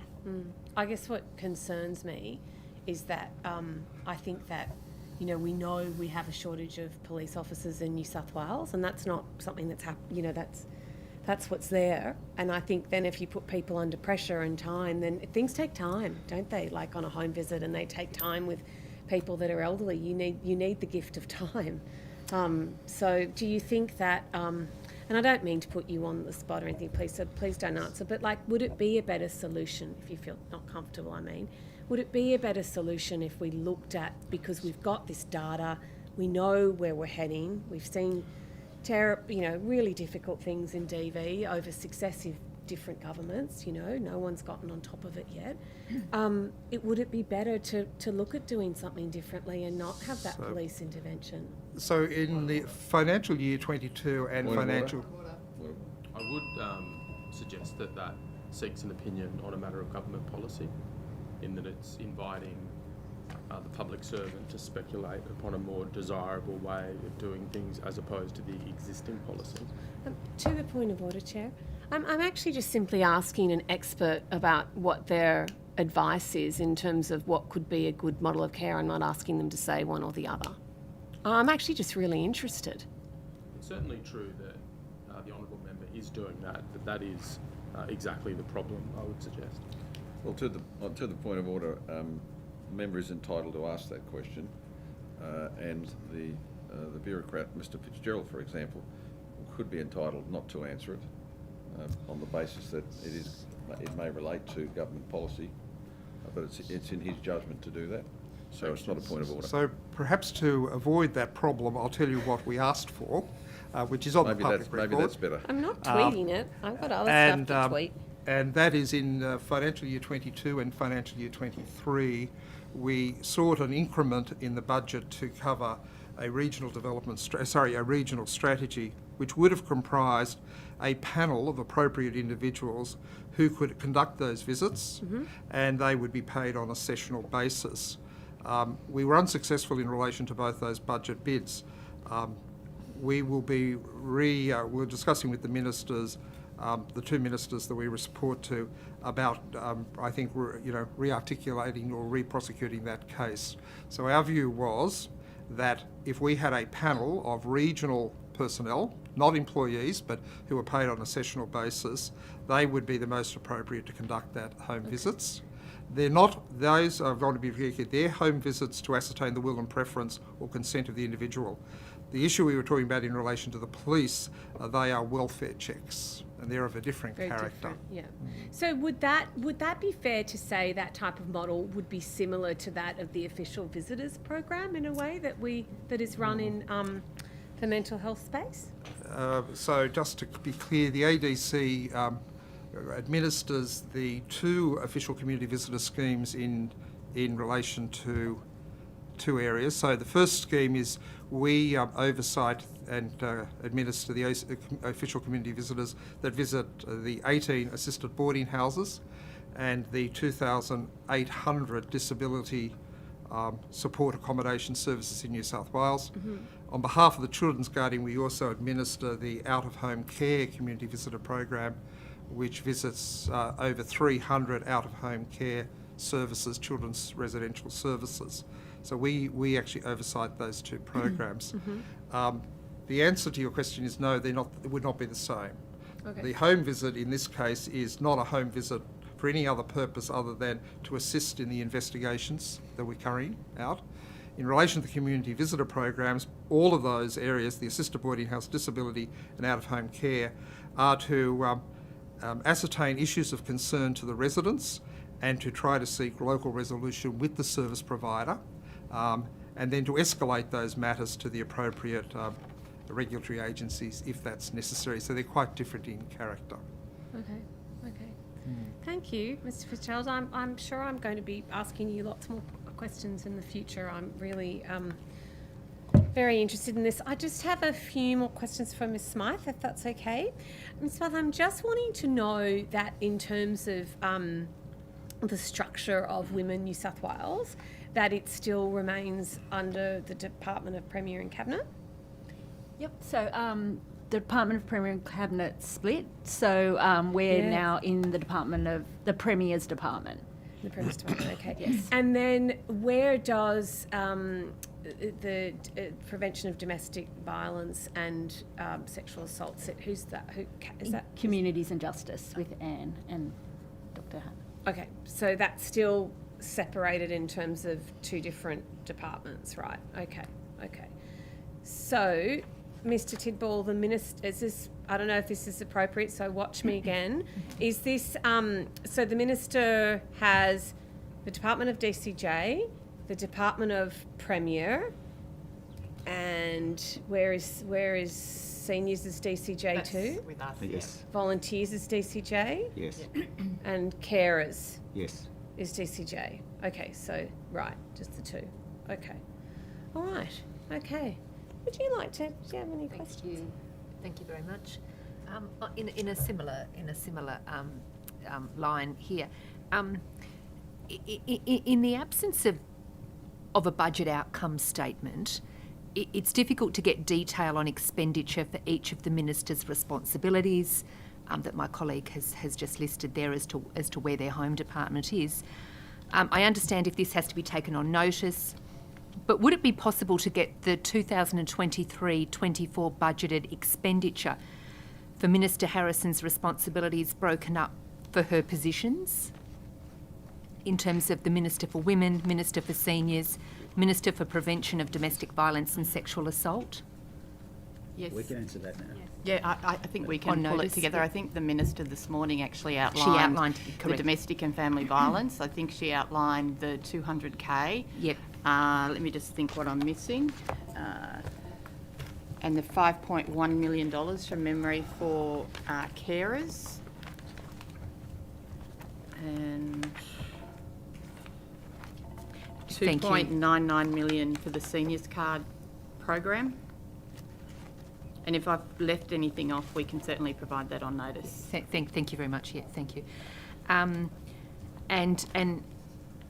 Yes, no, thank you. If we could include the volunteers, the carers, and domestic violence. Thank you. Just touching back on the core and cluster, if I could. As established, earlier, an initiative of the previous coalition government. I understand we're in the delivery of tranche 1 and 2. Would it be possible to get a number of how many additional women and children escaping domestic and family violence will be supported by the additional places, or what the first two tranches may represent? In aggregate, I think, as I recall, it is 2,900. Correct. And that we are on Sorry, track. Michael, I didn't hear that. Sorry. No, that's me, yeah. 2,900, and the package is we're on track for that to be delivered. Thank you. And tranche 3 has opened, and the request for tender opened on the 23rd of October this year and closes on the 31st of January 2024.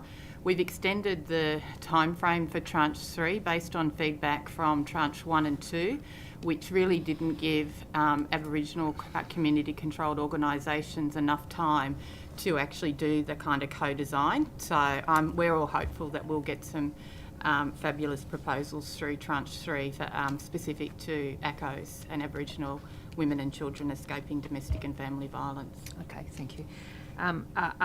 Do we anticipate that proposals that were unsuccessful in tranche 1 and 2 may consider tranche 3?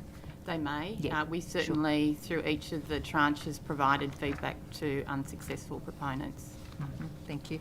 And in terms of, I guess, the placement of the new refuges and who we're trying to reach on this,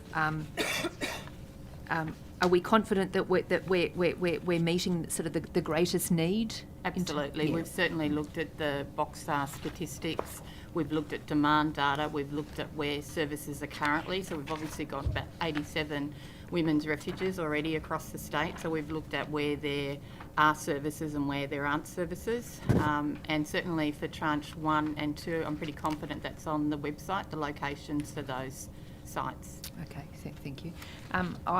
I understand that priority is given to applications for Aboriginal community controlled organisations and applications located in areas that address high need, as you stated. would it be possible to indicate how much interest the government would has received or is likely to receive from Aboriginal community-controlled organisations? Look, we're currently under procurement at the moment, but I could generally say we're happy with the number of applications we've got from ACOs. Thank you. And sort of in the similar space, I can see that there is a Safe Places inclusion round with funding available from the Commonwealth. Is that program going to be administered by the Commonwealth? Correct.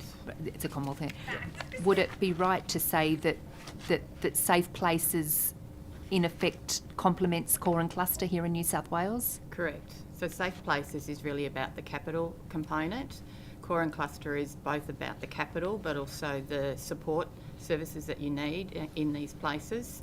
So we've been working closely with the Commonwealth Government to align so we get the best outcome across both funding buckets. Okay, yes, no, thank you.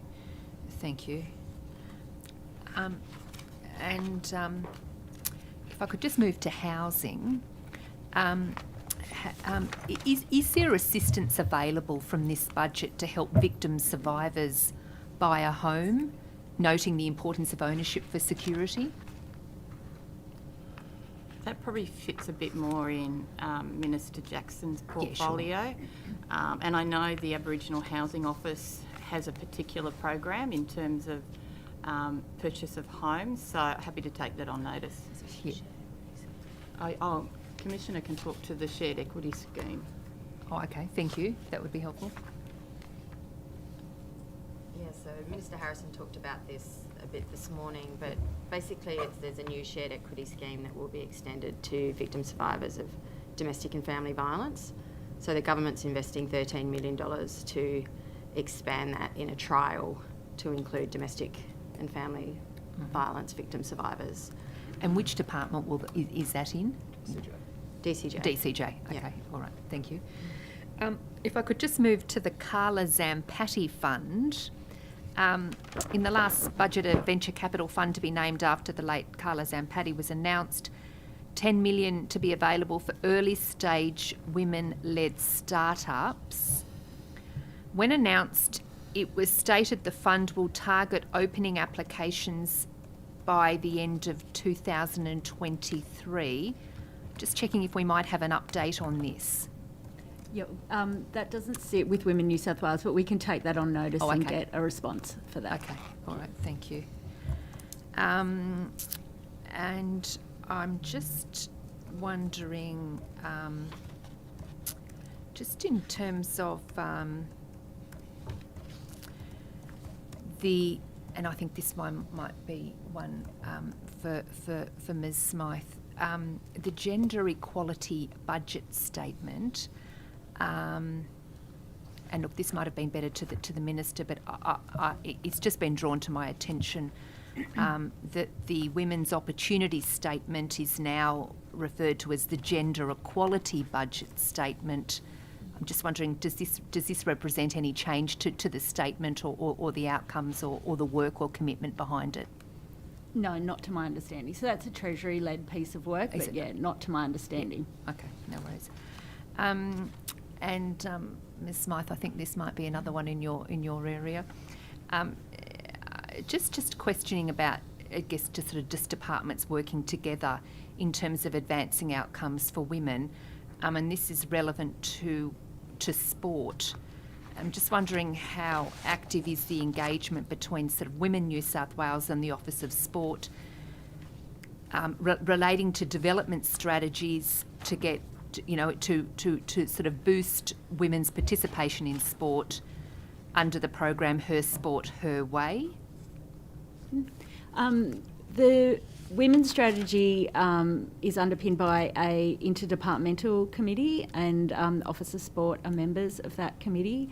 But less formally, we regularly work with the Office of Sport around the Her Sport, Her Way strategy. Okay. So just in terms of the rollout of that, in terms of sort of seeing in terms of community sport and wanting to, make opportunity available for women, that would be administered by the Office of Sport. Correct. Okay. Yes. Thank you.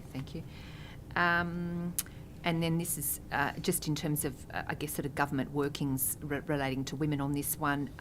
Women in business, in terms of business TAFE, targeted to get women to become entrepreneurs. I guess just checking where this might sit in the level of engagement with Women New South Wales. So we have an informal group.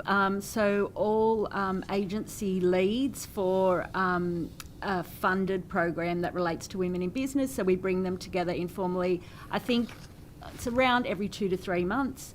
And basically that's a forum to share the work we're doing, how we're progressing those initiatives, make sure that we're making connections, not duplicating work, that we're sharing contacts and networks. So yeah, that's the mechanism that we've been using for that. Yeah, thank you.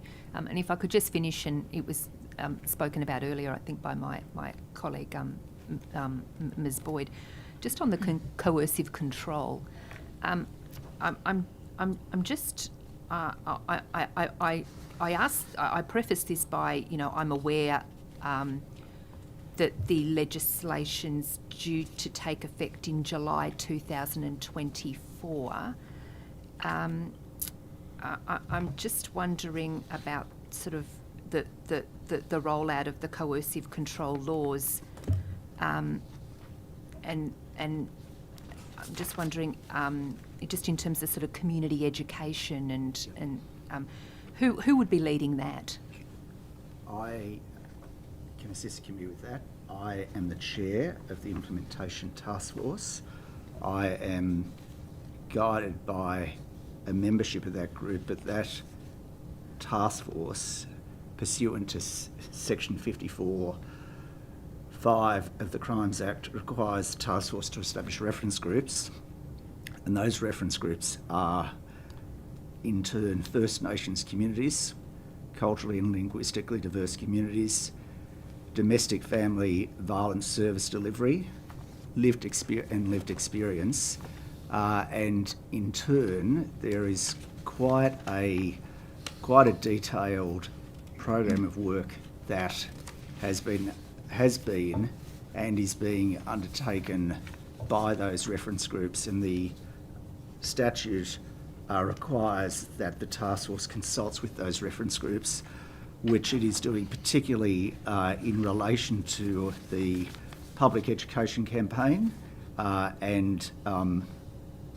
a number of other things, which I can detail. Yeah, thank you.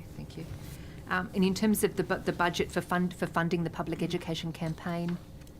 There is an allocation, and I'm very happy, off the top of my head, I can't put all the figures, but we're certainly happy to provide those figures. Yeah, okay, all right. No worries. Thank you very much.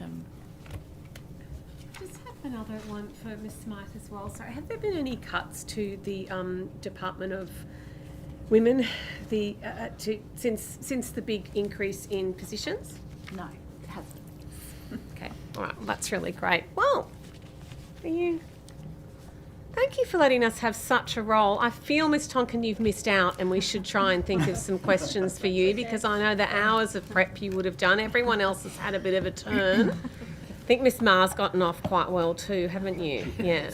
But thank you so much for all your time. Thanks for all the preparation that you do. We think your work is just fantastic, and thanks for your indulgence today, and keep up the great work. I'll be watching very closely. So thank you. Yeah. In a very positive way. You know me, just all positivity. Yeah. No, thanks so much. It's Friday, so have an early mark, and unless you have anything. Thank you very much, Chair. It's gone to my head, hasn't it? Well, always a leader. Yeah. Trying to run a coup here. Thank you. Yeah, a lot of it. All right, there being it's 20 to 3.